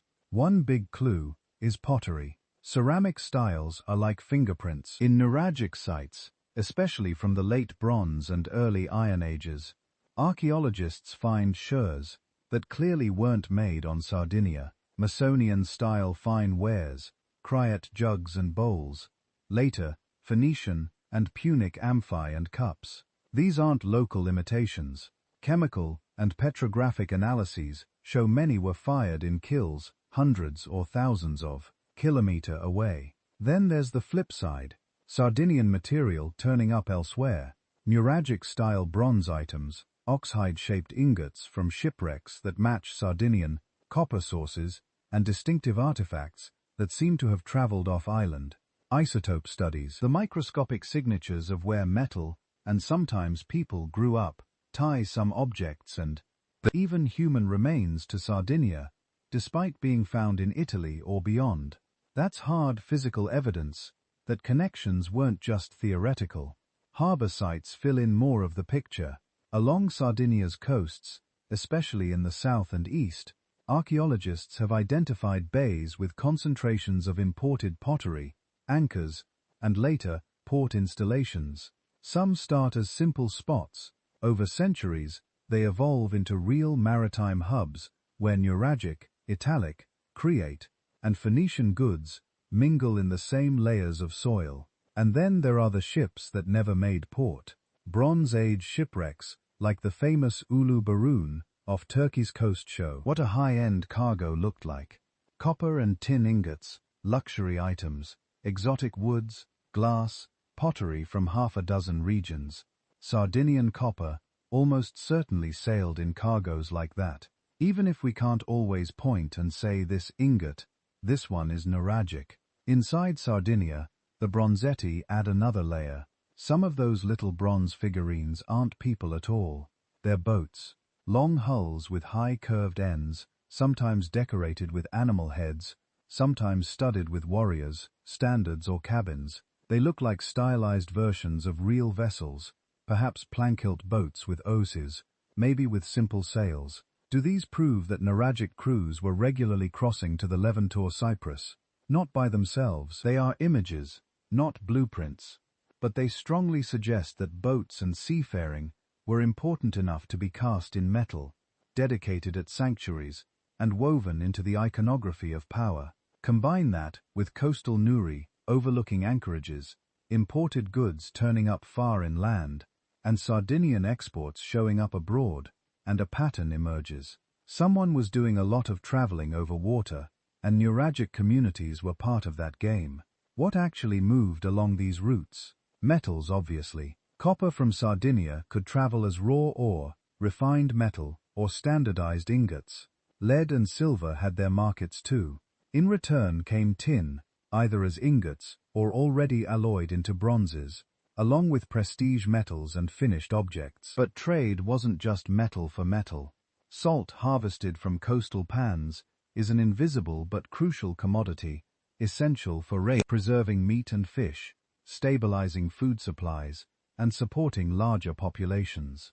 Livestock products, wool, hides, leather, perhaps cured cheeses, could be packed and moved by sea. Ceramics went both ways. Local coarse wares and storage jars outward, fine painted and wheel-made pots inward.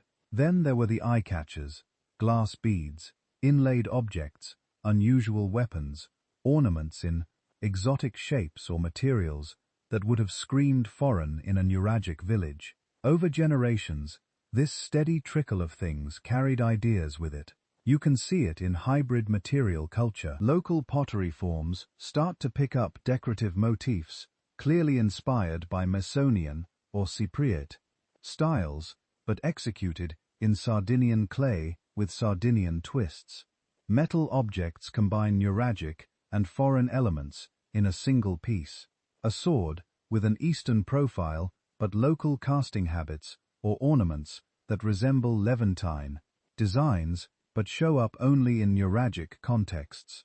Even some of the bronzetti may depict people wearing gear influenced by outsiders, new helmet shapes, unusual shields blended with deeply local symbols. This isn't passive imitation. It looks more like selective adoption. Nuragic groups decide which foreign things and ideas to absorb, adapt them to local tastes and power structures, and ignore the rest. Over centuries, this produces a material culture that is recognizably Sardinian, but with threads that tie it into Cyprus, Greece, Italy, and eventually the Phoenician world. And with contact comes tension. Trade brings wealth to those who can control harbors, stockpiles, and trade routes inland. A village with a good anchorage and strong ties to foreign merchants suddenly has leverage over and its neighbors that can reshape politics. Alliances form around key ports. Rival coalitions try to tap into the flow of goods, and elites compete to display exotic items that prove their connections. At the same time, ships don't just carry merchants, they can also carry raiders. The same boats that transport ingots and aeri can deliver warriors to an undefended shore or pick off coastal herds and granaries. Foreign demand for metal and other resources can intensify local rivalries. Who gets to mine? Who gets to ship? Who gets paid? As the wider Mediterranean system grows more competitive, especially with the rise of Phoenician city-states, hungry for bases and resources in the west, pressure on Sardinia's coasts and communities likely ratchets up. All of this loops back to those stone towers on the skyline. Were Nuraghi originally built with seaborne raiders and inter-island competition in mind, or did they start as multi-purpose centers, status symbols, storage hubs, ritual spaces that only later took on a more explicitly defensive role as outside powers grew stronger and the stakes of trade increased? The archaeological record doesn't give a single simple answer, but once you see Sardinia as a node in a dense Mediterranean web, traders arriving, alliances forged, goods moving, outsiders probing for advantage, the question shifts. The towers weren't just looming over fields and flocks, they were also watching the sea. If ships can bring raiders as easily as merchants, then the next question is obvious. How dangerous was Nuragic Sardinia? Really, archaeologists go looking for violence in three main places: bones, weapons, and walls. On the skeletal side, the picture is frustratingly blurry. Preservation on Sardinia is patchy. In many Nuragic contexts, especially earlier ones, human remains are rare, disturbed, or badly degraded. Where we do have reasonably intact skeletons, there are cases of trauma, healed fractures, skull injuries, a few wounds that look very much like they were made by blades or projectiles. Enough to tell us that people sometimes died violently, or at least lived through serious fights. Not enough yet to map out a landscape of constant warfare. Compare that to some continental Bronze Age cemeteries, where you see entire burial fields with arrowheads still embedded in ribs, smashed skulls and clusters, mass graves. Sardinia, as far as current evidence shows, doesn't scream never-ending war. It whispers risk, and occasionally things got bad.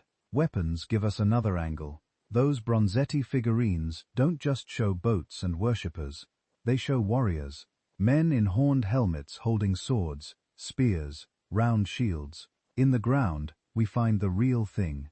Bronze swords, daggers, spearheads, arrowheads, axes that are clearly weapons rather than farm tools. Some are worn from use, some ritually deposited in sanctuaries or hoards. Do a lot of weapons automatically mean a warlike society? Not necessarily. Weapons are status symbols. They mark adult male identity, elite rank, initiation. A sword laid in a sanctuary could be thanking the gods for a successful raid, or for safely surviving a dangerous world without ever having to use it. The quantity and quality of Nuragic weaponry tell us these people valued martial power and the image of the warrior. They don't by themselves prove that neighbors were constantly burning each other's villages. The walls are where it gets interesting. Even a single tower nuri is not just a big stone cone. Many have thick walls, narrow entrances, and interior staircases that spiral upward behind solid masonry. Add bastions, outer walls, and sometimes whole belts of ramparts encircling villages, and the defensive potential is obvious. Narrow doorways are easy to block or defend. Elevated platforms let you see and shoot farther. Concentric walls slow attackers and create killing zones. Coastal Nuragi, perched on headlands or overlooking bays, look almost purpose-built to watch, see approaches, and serve as early warning posts. You can imagine sentries scanning the horizon, fires or horns signaling inland towers if strange sails appear. In an age when strange sails might mean raiders or foreign powers testing the shoreline, that kind of visibility is real security. But then other features don't fit a pure fortress model very neatly. Those same towers often have carefully finished interior chambers, sometimes with benches, niches, and hearths. They anchor sprawling villages with dozens of round houses. Wells and systems are built into the complex. In some cases, elaborate entrances and internal layouts seem almost theatrical, inviting ritual processions as much as military use. If the only goal was maximum defensive efficiency, you could design something much more utilitarian, with far less labor. So, what are we looking at? Border castles, clan strongholds, communal refuge to run to when trouble loomed. One useful comparison is other Mediterranean Bronze Age sites. In the Iron Manian citadels, like Messina or Tiryns, are clearly fortified. Cyclopean walls, gates with choke points, towers, strategic hilltop locations. They enclose palatial complexes that scream bureaucratic power. In the Western Mediterranean, some Iberian and Italian hill forts are essentially rampart and ditch systems controlling key passes or river valleys. Nuredic sites sit somewhere else on that spectrum. They're numerous, smaller in scale than great palaces, and spread like a mesh over the island, subtane, rather than concentrated in a few capitals. They rid less like the fortresses of a centralized kingdom, and more like a network of local, strong points. Defensive, yes, potentially, but not obviously designed for full-time garrisons and standing armies. That leads to an idea some researchers call symbolic defense. Picture an island where every valley has its stone tower, every important pasture and track watched by a Neurogi and its community. Even if most of those towers never saw a siege, their presence alone sends a message. This land is claimed, organized, and defended. Outsiders landing on the coast aren't looking at a scattered, helpless peasantry. They're looking at a landscape where almost any direction inland takes you past a fortified node whose people can call in allies from neighboring towers. Symbolic doesn't mean fake. A village that can retreat into a tower with stored grain, thick walls, and narrow entrances is much harder to raid successfully. But the real power might be deterrence. Convincing would be attackers that the cost isn't worth the payoff. In a world of small-scale raiding, cattle theft, and short, sharp clashes, reputation is half the battle. Imposing architecture helps build that reputation. Internal disputes probably mattered as much as external threats. Feuds between lineages, fights over water, pasture, or access to trade routes could flare into violence. In that context, nuraghi may have functioned as refuge during crisis, a place to move valuables and vulnerable people when relations soured, rather than as places where warriors lived yeartain, polishing spears and waiting for the next siege. Think of them as emergency bunkers and stronghouses embedded in everyday life, doubling as centers of storage, council, and ritual. Most days, people are in the village, in the fields, at the spring. Only when tensions spike do they pull back behind stone, and that's where the story shifts from blades and walls to something harder to see, but just as powerful: belief. If these towers help organize defense and project strength, they also seem to anchor sacred spaces, springs framed in perfect masonry, open courtyards where offerings were made, alignments that might track the movements of sun, moon, or stars. The same communities that built for security also built for the gods, the ancestors, and the unseen powers they thought stood behind their survival. To understand why someone would pour generations of labor into 7,000 stone towers, we have to look not only at who they feared, but who they worshipped. From here, the path leads down into the wells, up onto the temple platforms, and into the ritual heart of Nuragic Sardinia.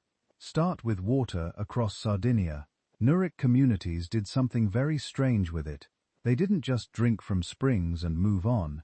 They framed water, trapped it, honored it. They took natural seeps and turned them into architecture. The most famous examples are the so-called sacred wells and spring shrines. Imagine approaching one of these on foot in the late Bronze Age. You walk along a paved path that funnels you toward a single point. Ahead is a kind of little temple, built partly above ground, partly below. There's a narrow, often trapezoidal doorway. You step through it, and a staircase leads you down into the earth. Each step carefully cut, each stone precisely fitted. At the bottom is a circular or polygonal chamber, corbelled like a miniature new rag, but inverted. Its opening at the top, sky above, water below. In the middle, a shaft or basin where the spring rises, cool and clear. This is not casual construction. The masonry can be as good as anything on the island. Stones are dressed, joints tight, geometry deliberate. At Santa Cristina, one of the best preserved sacred wells, the stairway and opening are so exact that on certain days, light does something very specific. At the autumn equinox, sunlight shines straight down the stair and reflects off the water. Around the lunar standstill cycle, the moon appears framed in the oculus above, reflected in the pool. Is that intentional? Many researchers think so. Others caution that alignments can be overinterpreted, that if you test enough angles, some will match astronomical events by chance. But whether you see precision engineering or fortuitous coincidence, the pattern is clear. These wells are not just plumbing, they are stages. Whatever happened there, seasonal rites tied to rainfall, fertility rituals for fields and herds, coming-of-age ceremonies, healing practices, probably involved groups of people, not solitary mystics creeping downstairs in the dark. The layout invites processions. People could gather in the courtyard above, descend in sequence, observe from the edge of the stair, hear chants or prayers, reverberate in the confined chamber. Water is controlled, revealed, made special. The fact that these sanctuaries often sit near or within sight of nuraghi is important. You get complexes where a tower, a village, and a sacred well form a single node in the landscape. Defense, daily life, and devotion braided together. And it's not just wells. There are megaron temples, rectangular buildings with central rooms and four courts, sometimes surrounded by porticos, altars, and secondary structures. There are open sanctuary spaces where circular meeting huts with benches encircle a central feature, possibly used for councils and feasts, linked to ritual days. Pottery, animal bones, bronze objects, and little figurines turn up in these places, often in ways that look a lot like offerings. Taken together, this looks less like private piety and more like public religion. a calendar of gatherings that pulled people from scattered hamlets toward shared sacred centers. Then there are the dead. If the wells and temples tell us what Nuragic people asked from the gods, the graves hint at how they thought about their ancestors. Across Sardinia, long, low stone monuments, known as giants' graves, stretch over the landscape. The nickname comes from later folklore that imagined enormous beings buried there. But in reality, these are collective tombs. Their core is often a long gallery, built in slabs or masonry, where the bones of many individuals accumulated over time. At the front, an imposing curved facade of upright stones forms a sort of open embrace. In the center, a taller, often carved stele may mark the symbolic entrance. Inside, the burials are not like neat modern cemeteries. Bones were moved, rearranged, added to, individuals mingled. This is ancestor veneration as a group affair. You are not alone in death. You join a lineage. What actually happened at these tombs? We don't know, but the architecture suggests that the living didn't simply seal them and walk away. The wide forecourts in front of the facades look like spaces for assembly. People might have gathered there for feasts, oaths, memorials, or seasonal rites, anchored in the presence of the dead. Over time, practices evolved. By the full Nuragic period, some communities seem to favor smaller, possibly more individualized burials, alongside the older communal ones. That shift could signal changes in social structure, emerging elites, wanting separate monuments, or new ideas about personhood and status. But the basic principle holds. The dead were not invisible. They occupied built places in the same landscape as towers and wells. So what holds this whole ritual system together? One answer is cooperation. In an island mapped with dozens, maybe hundreds of sanctuaries, you can imagine an annual cycle where people from multiple villages stream toward particular sacred sites at certain times of year. Water rites at spring sanctuaries when rains should come, harvest feasts at temple complexes, commemorations at ancestral tombs. Trade, marriage negotiations, and political deals happen in the margins of sacred time. Shared ceremonies are social glue. If your community and the one over the next ridge send people to the same well sanctuary, sacrifice at the same altar, honor overlapping sets of gods or spirits, then you have something to appeal to when disputes arise. You're not just arguing as rivals. You're arguing as co-participants in a ritual world. This is where artifacts become more than just pretty objects. Fayum, bronze votives, miniature weapons, ships, animals, and especially the famous figurines turn up in these sacred contexts. Some show worshippers with raised arms, perhaps in a gesture of prayer or greeting. Others show warriors, chiefs, musicians, even mothers with children. Tiny models of Nurugi themselves appear like little stone towers, translated into bronze. What are these saying at minimum? That the people who left them wanted to project particular identities before the sacred. We are fighters, we are herders, we are sailors, we belong to this tower, this lineage. Some figurines may represent deities, but many look more like elaborated humans, maybe idealized ancestors or mythic heroes that blur the line between mortal and divine. Offerings of tools, weapons, and ornaments suggest worries and hopes that are very recognizable. Fear of drought, desire for protection in war, concern for fertility and health, anxiety about safe voyages and fair trade.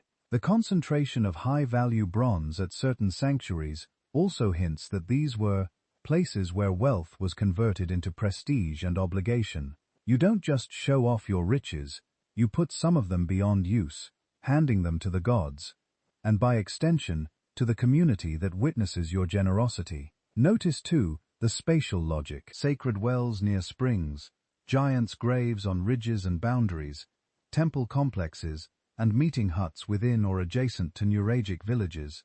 Political and spiritual authority are not in separate neighborhoods. They occupy the same stones. The people who controlled access to sanctuaries, the ones who led rites, kept calendars, stored offerings, likely overlapped with those who directed labor on the towers and managed surplus. Religious leadership, clan leadership, and military leadership may not have been different jobs. If you want your tower to command obedience, it helps if the god you all fear and trust is associated with that same place, those same stairs, that same view. And yet, for all this, we have to be careful because there are no neuragic scriptures, no myths written down by their own hand. Every interpretation is at some level a controlled guess. It's very easy to take a sacred well and call it a temple to a water goddess because that feels familiar from Greece or the Near East. It's tempting to see giants' graves and immediately talk about hero cults or ancestral worship in terms borrowed from later societies. Good researchers spend a lot of effort resisting those easy analogies. They map distribution patterns, date construction phases, study wear on steps and offerings in fill layers, and ask what can we say from the evidence itself, and where are we importing ideas from elsewhere. That tension between stones we can touch and meanings we can't ask their builders about is the core frustration of neuragic religion. We can trace where people walked, where they gathered, where they poured libations or left bronzes. We can see the choreography of belief etched into architecture, but the stories they told in those places, the names they whispered to the water or to the dead, are gone.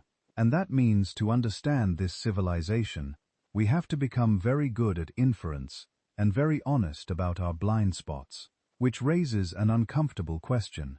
If everything we know is filtered through our own assumptions, how do we keep from simply seeing ourselves in their ruins? That question doesn't just haunt religion. It shapes everything we think we know about the neuragic world, especially when we turn to the one thing they never left us, their own words. When we say the neuragic people left no written history, we're not claiming they were mute or incapable of complex thought. We're saying something much more specific and in a way much more frustrating. There is no surviving text written by neuragic people for neuragic people that tells us who they thought they were. No chronicles of kings, no law codes, no hymns, no foundation inscriptions carved over temple doors, no clay tablets in storerooms, no bronze plaques nailed to beams, not even a casual graffito we can confidently say was penned by a local shepherd carving a joke into a wall. What we do have are echoes, mentions from outsiders, a few markings that might be letters or might be something else, place names that sound old, but whose origins are wrapped in layers of later language. It's like hearing a conversation through 3 closed doors and trying to reconstruct the plot. By the 1st millennium BCE, Sardinia is no longer isolated. Phoenician traders are stopping along its coasts. Greek sailors know it's there. Italic peoples across the water are starting to take an interest.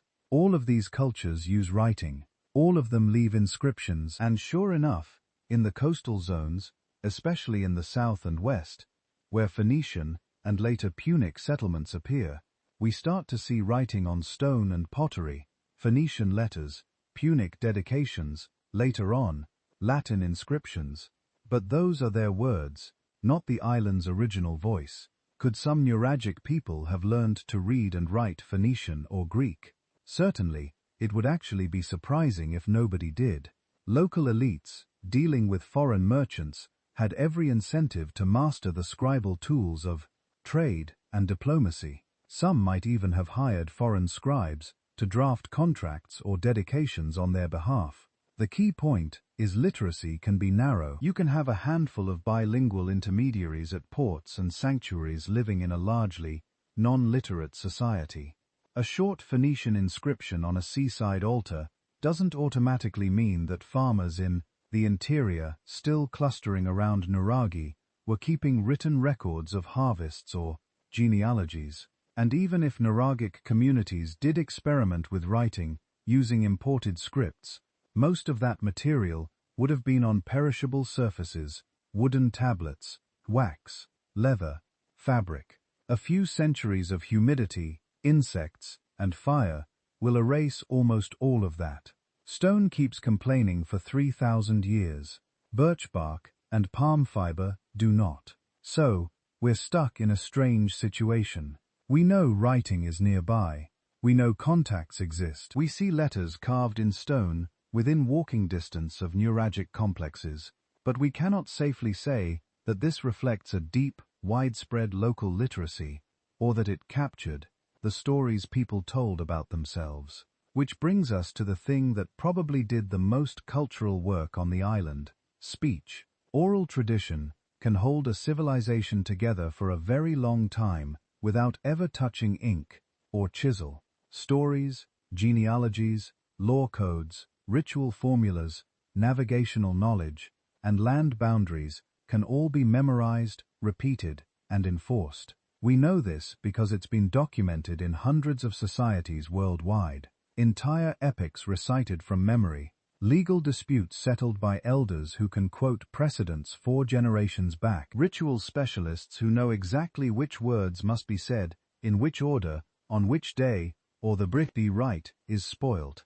If you live in a world of towers, wells, and graves, but no books, your landscape becomes your archive. A hill might hold the story of a battle. A sacred well anchors a calendar of ceremonies. A giant grave is not just a tomb, it's a mnemonic. This is where our clan came from. This is where the treaty was sworn. This is where the ancestor did X. The problem for us is that oral tradition is incredibly strong until it breaks. Conquest, disease, language shift, religious change, these can interrupt the chain of transmission in just a few generations. Once the last people who remember the old stories are gone, the monuments remain, but the meanings detach. At that point, archaeology becomes the loudest surviving voice. This is why for neuralgic Sardinia, tells and total stations end up standing in for scribes. We look at layers of soil instead of lines of text. We analyze ceramics, bones, pollen, metal compositions, and architectural phases. We map where towers stand, where sanctuaries cluster, where imported goods pile up. But archaeology can't tell us what people called themselves. It struggles with motives, intentions, and nuance. It can show that feasting happened in front of a tomb, that cattle were slaughtered at specific times, that someone deliberately deposited a hoard of bronze figurines in a well. It cannot whisper the prayers they said as they did it, so we turn reluctantly to outsiders. Greek and Roman authors do eventually talk about Sardinia and its inhabitants, but by the time their pens touch papyrus, neuralgic civilization is already centuries into transformation under Phoenician, Punic, and then Roman influence. The old tower-building horizon is fading, and those writers have their own agendas. For a Greek geographer or a Roman historian, Sardinia is usually a periphery, a place of metals, grain, timber, and trouble, an island of barbarians to be subdued, taxed, or feared. Descriptions of its people veer towards stereotypes: fierce warriors, treacherous tribes, diseased climates, stubborn hillfolk who won't submit. Sometimes there are kernels of truth in these accounts, references to fortified highlands, to long-lasting local resistance, to distinctive arms and tactics that match what we see in figurines and grave goods. But every line is filtered through imperial eyes. When a Roman says they are unnivelized, what he often means is, they do not live like Romans. We also have the whisper, thin evidence of language. Some modern Sardinian place names and dialect words may descend from very old pre-Latin strata. Certain coastal toponyms might preserve Phoenician or Punic roots layered over an even older base. Occasionally, a fragmentary inscription turns up that doesn't fit neatly into known languages, sparking debates about whether it records something truly indigenous or just a weird variant of a familiar script. Iconography adds one more faint light: the bronze figurines and ship models, the carved stelae, the shapes engraved on stones. These are visual statements. A warrior with a certain helmet and shield, a woman with a particular hairstyle, a stylized tower repeated again and again. Scholars read these images like a script of symbols. Here is status. Here is gendered role.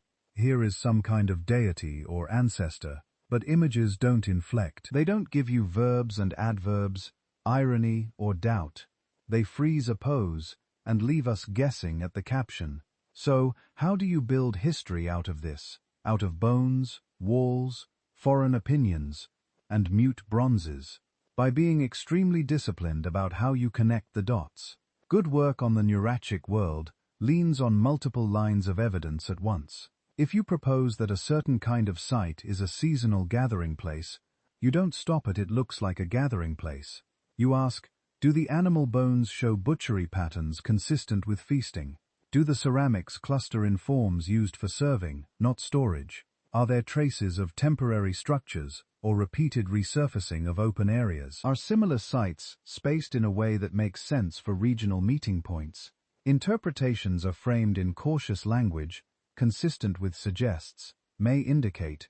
Competing hypotheses sit side by side because the same material pattern might support more than one story. A hilltop Nuri might be a fortress, a status symbol, and a ritual center all at once. Assigning it just one role because we like tidy categories would be another kind of fiction. This is the tightrope. If you're too bold, you risk projecting your own society's values onto theirs. If you're too cautious, you end up saying nothing at all. And meanwhile, off stage, history keeps moving. Because while the Nuragic world never hands us a written autobiography, their island is about to be flooded with people who absolutely do write things down. Phoenician merchants, then Carthaginian administrators, then eventually Roman conquerors. From here on, the silence of the towers is surrounded by an increasingly loud chorus of foreign voices. The question becomes not just who were the Nuragic people, but what happens to a civilization of stone when literate empires start drawing new lines across its landscape. When those first Venetian sailors began dropping anchor off Sardinia's shores, they weren't landing with armies and flags, they were showing up with scales and amphi. From their perspective, Sardinia was one node in a much larger experiment. Stitch together the edges of the Mediterranean with tiny repeatable points of contact. At first, that looks very small on the ground. A protected cove, a beach good for hauling up ships, a freshwater source close by, maybe a simple jetty, a warehouse, a sanctuary to their gods. That's what colonization often looks like at the beginning in this world. Not marching columns, but a trading station, a place where you can safely leave goods, repair holes, and come back next season, expecting your partners to still be there. On Sardinia's south and west coasts, that pattern slowly hardens. Short-term anchorages become regular stopping points. Regular stopping points become semi-permanent emporia, little clusters of Phoenician style, houses and workshops tucked into coves often within sightline of older Nuragic sites on nearby hills. Over generations, some of these posts grow into towns. You start to see street grids, public spaces, temples with familiar Levantine deities, Bal-Ati, later Tanit, standing not far from landscapes dotted with nuraghi and giants' graves. And who lives in these places? It's tempting to imagine a sharp divide, foreigners in their harbors, nuragic people in their towers, glaring at each other across an invisible line. Reality was almost certainly messier. Coexistence can take a lot of forms. At some sites, the archaeology suggests steady exchange. Nuragic ceramics and metalwork appear in Phoenician levels, while imported fine wares and exotica filter into inland settlements. Somewhere people are haggling over copper ingots, wool, salt, leather, and maybe human labor. Intermarriage is another obvious possibility. A Phoenician merchant who keeps returning to the same bay every year may eventually marry a local woman, or vice versa. Children grow up switching languages, moving between a coastal house with Levantine floor, plans and relatives who still center their world on a stone tower and a sacred well. Sometimes cultural blending follows. You get hybrid pottery styles, local deities identified with foreign ones, rituals that borrow elements from both sides. In other places, the relationship may be more tense. Raids on storehouses, disputes over grazing land and timber, sudden burns in the archaeological record that might mark episodes of conflict. What we don't have is a single tidy narrative where the Phoenicians arrive and X always happens. Each bay, each valley, is its own experiment in contact. Then the scale changes. Out of this web of Phoenician ventures, one city rises to dominate. Carthage, on the North African coast. Founded by Phoenician settlers, it starts as one more Western outpost and ends up running its own empire. For Carthage, Sardinia isn't just a convenient pit stop, it's strategy. Control Sardinia's ports, and you control part of the sea lane between North Africa, Iberia, and the central Mediterranean. You tap into the island's metals, its timber, its grain-growing plains. You deny those same advantages to rivals in Sicily, or later Rome. So by the 6th and 5th centuries B.C.E., we're no longer talking about loose chains of trading posts. We're talking about a Punic Carthaginian political presence, garrisoned towns, taxation, administrative systems that care about who owns what and how much they owe. You can see this shift in the ground. Ceramics change, more standardized Punic forms, mass-produced ere, stamped out in kilns that supply wide regions. Burial customs change, tombs with chambered graves, carved luli, anderary assemblages that follow Punic patterns.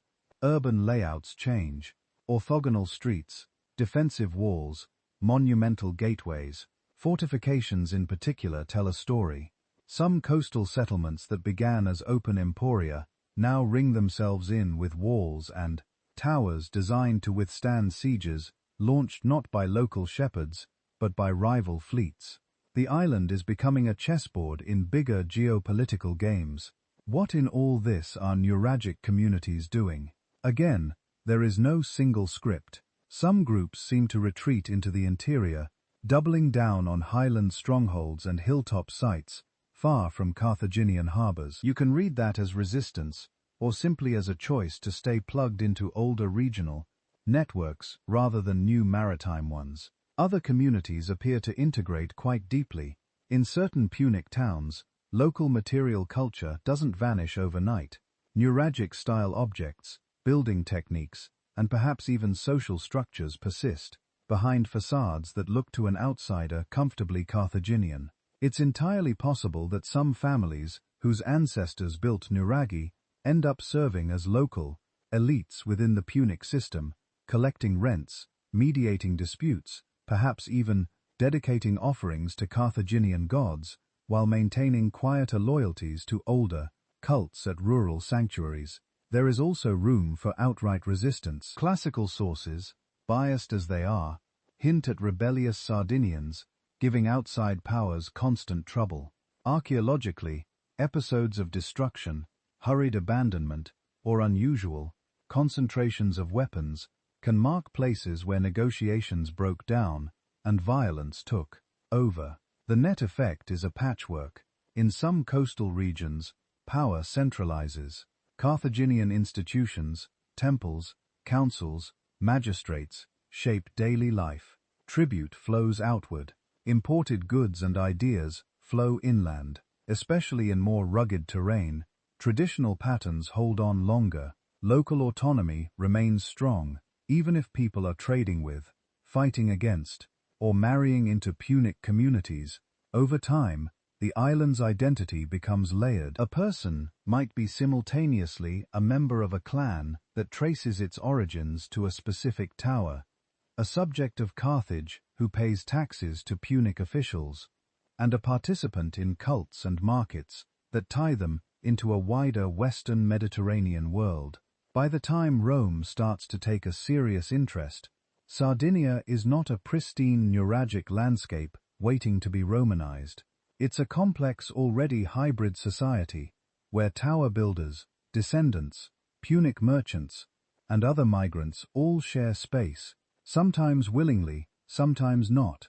What Rome encounters and conquers is this entangled island. The big question, and the one we'll turn to next, is when Roman legions and Latin inscriptions spread across Sardinia, how much of that older Nuragic identity is erased, how much is absorbed, and how much quietly survives behind new names and new walls. When Rome finally turns its full attention to Sardinia, it's not because they'd suddenly discovered a mysterious island of towers and want to write ethnographies.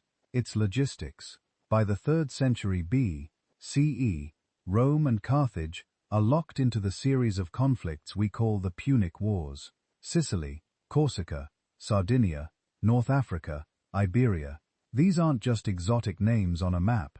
They're grain, metals, ship timber, and naval bases. They're stepping stones that decide who feeds their armies and who starves. Carthage already has its hooks in Sardinia. Ports, garrisons, taxes flowing south. For Rome, that's a problem. Let your rival keep this big, resource-rich island, and you're letting them sit on your supply lines. So, when Carthage stumbles in the First Punic War, Rome does what ambitious republics do. It moves through a mixture of military pressure and political opportunism, uprisings among Carthaginian mercenaries, shifting alliances, calculated treaties. Sardinia and Corsica slide into Rome's control in the early 3rd century B.C.E. They're packaged together as a province, a single administrative unit in Roman eyes, even if the people living there probably think in much smaller, more local terms. From the Roman perspective, this isn't a romantic conquest. It's a spreadsheet. Once they've claimed the island, they start doing what they're very good at, regularizing. You get taxation assessed, not just through old Punic networks, but now in the language of Roman tribute. You get governors sent out from the mainland, backed by magistrates, soldiers, and eventually courts that apply Roman law. You get the beginnings of something like an imperial infrastructure. Roads are crucial. Roman engineers don't pave every sheep path, but they do start stitching together major settlements, especially those coastal hubs that matter for trade and troop movement. Over time, lines of stone and beaten earth link harbors on the south and west to inland valleys and highland zones. What had once been long, uncertain journeys between river mouths and hill country become, at least in principle, more navigable. New urban centers rise, or older ones are rebranded. Some Punic towns are refitted as Roman colony or municipia, with forums, baths, and temples that follow familiar Italic patterns. Latin inscriptions start appearing on stone. Dedications, milestones, epitaphs, layered over a landscape that until very recently told its stories entirely in architecture, ritual, and oral memory. Does that mean the Nuragic world simply vanishes at this point? Not quite. Even during the Roman period, a surprising number of nuraghi are still being used, not necessarily as the throbbing political hearts they once were, but as something more modest and stubborn: farmsteads, storage spaces, seasonal shelters, lookout posts.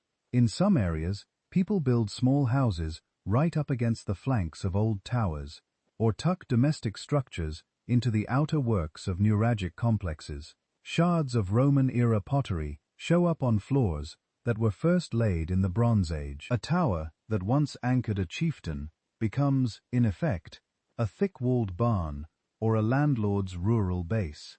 Elsewhere, nuragic sanctuaries, especially certain wells, springs, and monumental tombs, keep attracting attention. Offerings from Punic and then Roman periods appear at sites whose core architecture is centuries older. That suggests at least a thread of ritual continuity, new names for gods, new styles of votive objects, but the same places marked out as special, dangerous, or sacred. Some nuri shift categories entirely. They become quarries. Why haul fresh stone from a hillside when there's beautifully cut block sitting in a nearby Bronze Age tower? Roman builders, like the Punic ones before them, don't always resist that temptation. You find ancient ashlars reused in villa walls, farm enclosures, even in later churches. Each reuse is an act of both destruction and continuity. The tower dissolves, but its stones keep living in new structures. Other towers persist mainly as landmarks: a nurge on a ridge, is impossible to ignore. It becomes a wayfinder. Meet by the old tower grays, below the great stone place. Even when people no longer remember who built it, they still navigate by it. In some cases, folklore begins to crystallize around these hulks. Tales of giants, heroes, lost peoples, early attempts to explain a past that has outlived its own texts. Romanization, though, is not a wave that washes evenly across the island. In and around major ports and administrative centers, you're more likely to see Latinized names, people wearing togas on special occasions, participation in imperial cults, an investment in Roman-style buildings. Local elites who cooperate with Rome may send sons to serve in the army, learn Roman law, or climb the ladder of imperial bureaucracy. But step away from those hubs into the interior, and older patterns linger longer. Language shifts more slowly. Clan structures and customary law keep shaping how land is actually used, regardless of what Roman jurists say. Seasonal migrations of herders still follow routes that were old when the Republic was young. A stone tower that Rome classifies as ruin might to nearby villages remain the center of a remembered territory. The fading of tower building itself is part of this broader shift. By the time Rome dominates Sardinia, nobody is constructing new nuraghi. That trend had already declined in earlier centuries, under pressure from changing political, economies, and external contacts. Power is no longer best expressed by piling tens of thousands of stones into a single massive structure. Status is shifting into other media, imported goods, control of ports, literacy, alliances with far-off capitals. Security changes too. In a world of imperial garrisons, provincial boundaries, and organized legions, local stone towers are no longer the primary defense technology. Fortified towns, watchtowers built to Roman specs, and the implicit threat of Roman reprisal all reshape what it means to feel safe. The nuragic model of power territory, articulated through a web of towers, gives way to a different kind of grid, districts, cadastral surveys, roads. So, how do we know any of this, given that the tower builders themselves never wrote it down? Modern archaeology is doing the heavy lifting. Excavations at nuragic sites that continued into the Punic and Roman periods reveal overlapping layers of use. Bronze Age floors cut by Iron Age hearths, capped by Roman storage pits, ceramics, coins, metalwork, and construction techniques. Let researchers sequence those layers and watch functions change over time. Survey projects map where Roman roads likely ran, how close they pass to older nuragic clusters, and which towers show evidence of reuse or deliberate dismantling. Isotopic studies on human remains hint at diets, mobility, and changing patterns of contact. Even the absence of certain materials in some regions, few imports, little Roman building, stone speaks to places where imperial influence remained relatively light. And yet for all this data, big mysteries remain stubborn. We can trace that a particular nuraghe was still in use under Rome, but we can't always say what stories people told about it, how they named it, or whether they thought of themselves as descendants of its builders or simply as inhabitants of a landscape sprinkled with ancient bones of stone. We can model the spread of Roman law and taxation, but the quiet compromises that happened in each valley, the handshakes, the resistances, the evasions, rarely leave clear marks in the soil. What survives most visibly are the stones themselves, and the way each successive culture has chosen to live with them, build into them, rob them, pray at them, or simply let them stand. In the next part of this story, we'll zoom out from Rome's paperwork and look again at the towers as they stand today, how archaeologists, locals, and visitors are trying to read meaning from this landscape of ruins, and which questions about the nuragic world still refuse to resolve into neat answers. So, before we dive into those questions that refuse to resolve, a quick note. If you like this kind of deep story-driven history, I've turned some of these journeys into a book you can actually read or fall asleep to. It's available now at sleepytimehistory.com. And for this week, there's a discount running for viewers of this channel. If you want more long-form narrative explorations of worlds like the Nuragic one, that's where to find them. Back to Sardinia. We've walked through towers, villages, wells, workshops, shrines, Phoenician ports, and Roman roads. We've looked at metals, trade, warfare, ritual, and yet, even with all of that, the biggest questions are still sitting right in the middle of the room, like unmovable stones. What were these towers really for? Not in the narrow sense. We know some store grain, some anchor villages, some sit over sacred wells, but in the primary organizing sense, what was the main logic behind piling up that much stone, thousands of times across centuries? Were nuraghi primarily fortresses, nodes in a defensive web? Were they elite residences, strongholds for powerful families who wanted to be seen, literally seen from every valley? Were they ritual centers first, administration second, defense third? Or were they multi-tools, part barn, part shrine, part beacon of status, depending on who was using them and when? Linked to, that is the political question. What kind of society decides to cover an island in towers? Not 10 towers, not 50 prestige projects built by a single king, but 7,000 of them, in different styles and scales, rising over generations. One model says, think chiefdoms, regional leaders controlling clusters of villages, each chief marking their authority with a central nurge, maybe a complex multi-tower structure surrounded by smaller, simpler ones. Power radiates from that core through kinship ties, feasts, and obligations. Another model leans harder into clans, extended families, each with their own ancestral tower, linked in loose networks of marriage and alliance. No permanent state, just a shifting mosaic of kin-based groups that cooperate when they must, and compete when they can, all using towers as physical claims on land and memory. Then there's peer polity competition, dozens or hundreds of roughly equal communities watching each other, copying each other, trying to outdo each other. You build a bigger tower, I respond with a taller one. You add a second turret, I add a ring of walls. Prestige spirals upward, and so does the stone. No single central authority is ordering the whole project. The landscape itself becomes a scoreboard, and layered on top of all that is the idea of loose confederations. Maybe in certain periods, especially when outside threats loom, multiple nuragic centers knit together into alliances, temporary leagues of chiefs or clan leaders who coordinate building projects, warfare, and ritual. The towers then become not just local symbols, but nodal points in larger coalitions that can form and dissolve over time. Each of these models explains part of what we see. None of them on its own explains everything. Because whatever the exact structure, one thing is undeniable. The scale is wild. This isn't a casual building habit.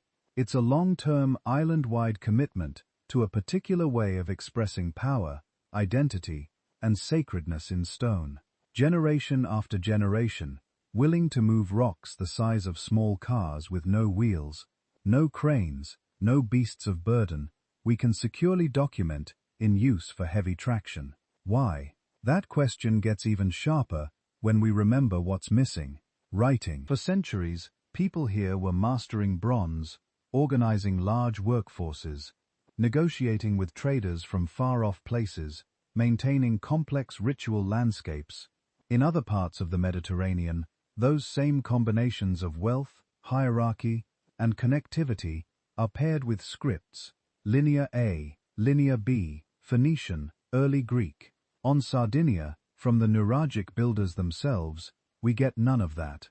No clay tablets, no carved stone stele with neat rows of symbols, no ink traces on pots. How do you get a tower building, metal working, seafaring society with no writing? One possibility is that there was writing, but we just haven't found it in durable form. Perishable media are the villain here. If they wrote on wood, leather, bark, or textiles in ink or pigment, Most of that would be gone after 3,000 years in a Mediterranean climate. A society could have limited specialized literacy, used for tallies, ritual formulas, diplomatic notes, and leave essentially nothing for archaeologists to read.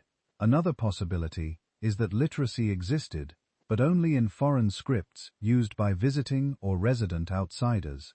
Phoenician traders, for instance, almost certainly kept their own records. Some may have lived among Nuragic communities, tallying shipments and debts in a script the locals didn't adopt as their own. That kind of shadow literacy would leave a very thin archaeological footprint, especially if archives were kept in coastal centers that later eroded, burned, or were redeveloped again and again. A third scenario is more radical. Perhaps the Nuragic world did most of its complexity without writing at all. Oral tradition, memorized genealogies, ritual cycles, and face-to-face negotiation could carry a huge amount of information, especially in societies trained from childhood to remember long structured narratives. You don't need a ledger if everyone at the feast personally witnessed the exchange and remembers who owes what. You don't need an inscription to define a boundary. If a tower, a tomb, and a sacred grove spell it out in stone and custom, none of these explanations excludes the others. It might have been a mix, some perishable writing, some foreign noting, and a strong culture of oral memory that made permanent texts less central than they would later become under Phoenician and Roman influence. So, how do we move from educated guesswork toward firmer answers?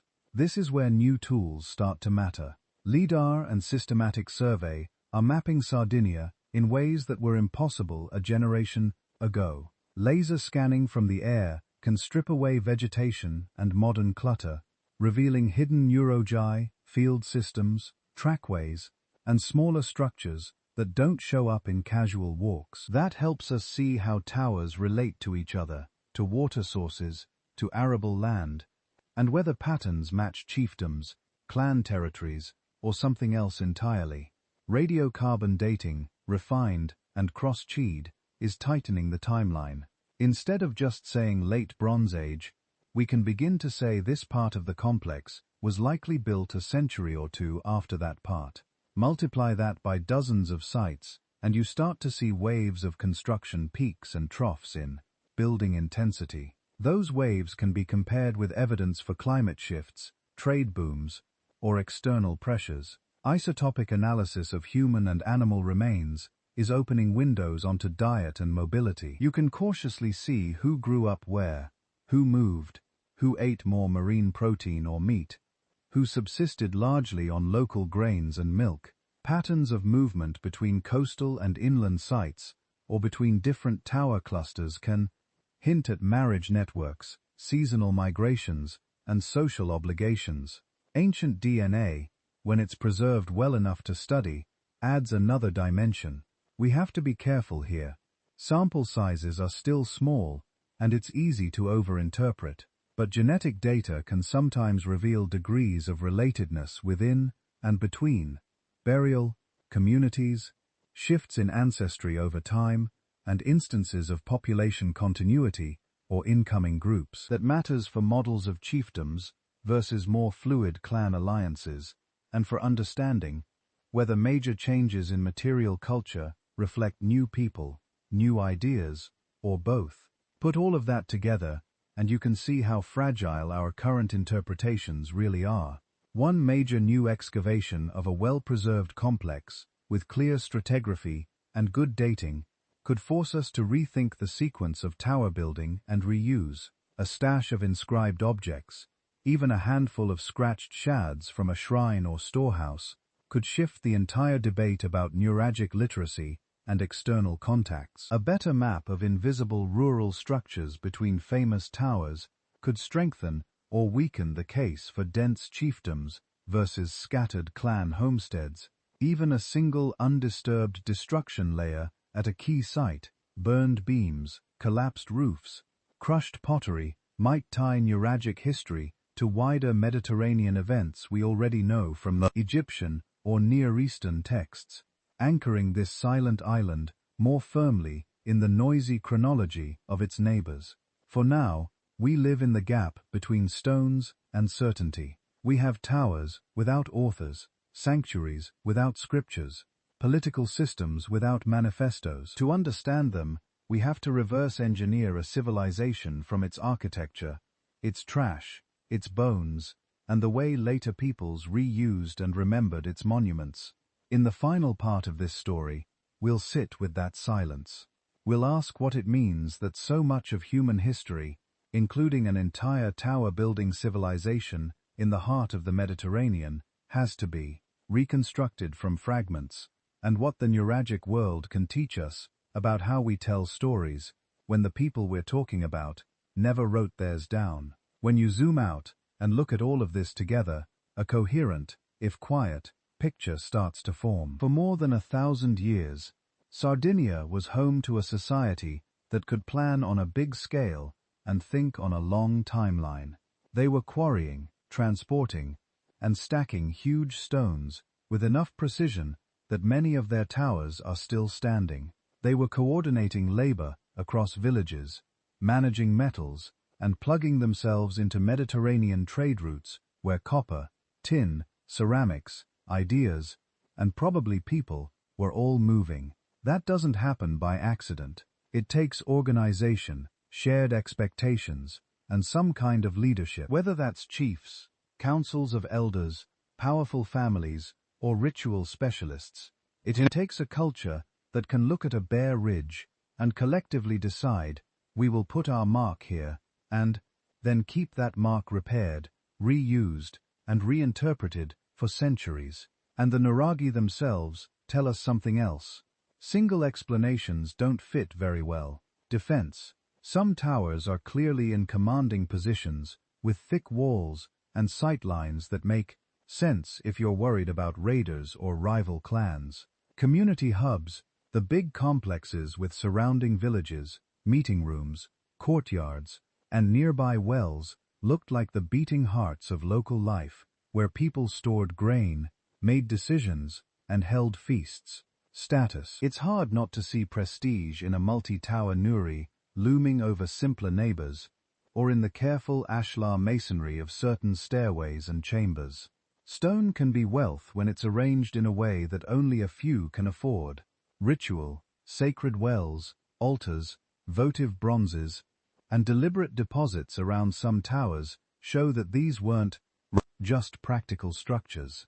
They were plugged into a sacred geography, places where people came to talk to gods and ancestors. Over time, those roles probably layered and shifted. A tower that began as a fortress might become generations later an ancestral shrine. A prestige project might turn into a storage hub. A ritual center might be retrofitted with defensive walls when the world outside grew more dangerous. The stones stayed, the meanings moved. The lack of written texts makes all of this harder to pin down, but it also forces us to pay attention to things we sometimes ignore. How walls meet, where doorways point, what's buried under thresholds, where imported pottery shows up, and where it doesn't. Landscapes, artifact scatters, building phases. These become our verbs and nouns. Handled carefully, those mute sources really do speak, not in sentences, but in patterns. They tell us that people returned to certain places over and over. They show us that some communities had access to distant goods, and others did not. They hint at shared symbols, bronze figurines, particular vessel shapes, repeated layouts that must have carried meanings everyone then would recognize, even if we never will. And yet, even after we've squeezed every data point we can from every trench and survey, we're still left with that final strangeness. An island covered in thousands of stone towers that look in some deep way deliberate, as if the builders were trying to say something about who they were, where they belonged, and what they believed would last. They never left us their explanations. No dedicatory plaques, no royal boasts, no hymns carved in stone. So, we're left with questions and with an invitation. If you've stayed with this story all the way to the end, I'd love to hear from you. Tap like if this kind of slow, careful history is your thing. Subscribe if you want more journeys into the deep past, and drop a comment telling me where in the world you're listening from. Bonus points if you include what time it is, as you stand or lie awake thinking about stone towers in the dark. And if you want to go even deeper into prehistoric mysteries like this, I've turned some of these explorations into a book you can find at sleepytimehistory.com. It's built for exactly this kind of curiosity. Long, winding stories about worlds that didn't leave us words. Before we close, imagine this. You're standing at the base of a nuraga on a clear night. The stones around you are cold. The interior is a shaft of darkness. Above the stars are so bright they almost feel like another kind of architecture. Somewhere in the distance, you hear the sea. You look up at the tower and wonder, what did this thing used to watch? Signals from another hilltop, the return of trading boats, the movements of rival clans, the rising of a particular star that told them it was time to sow, to harvest, to remember the dead. We don't know, we may never know, but the tower is still there, still doing the one job it was absolutely built for, making sure that long after its builders' voices fell silent, somebody would stand in its shadow and ask,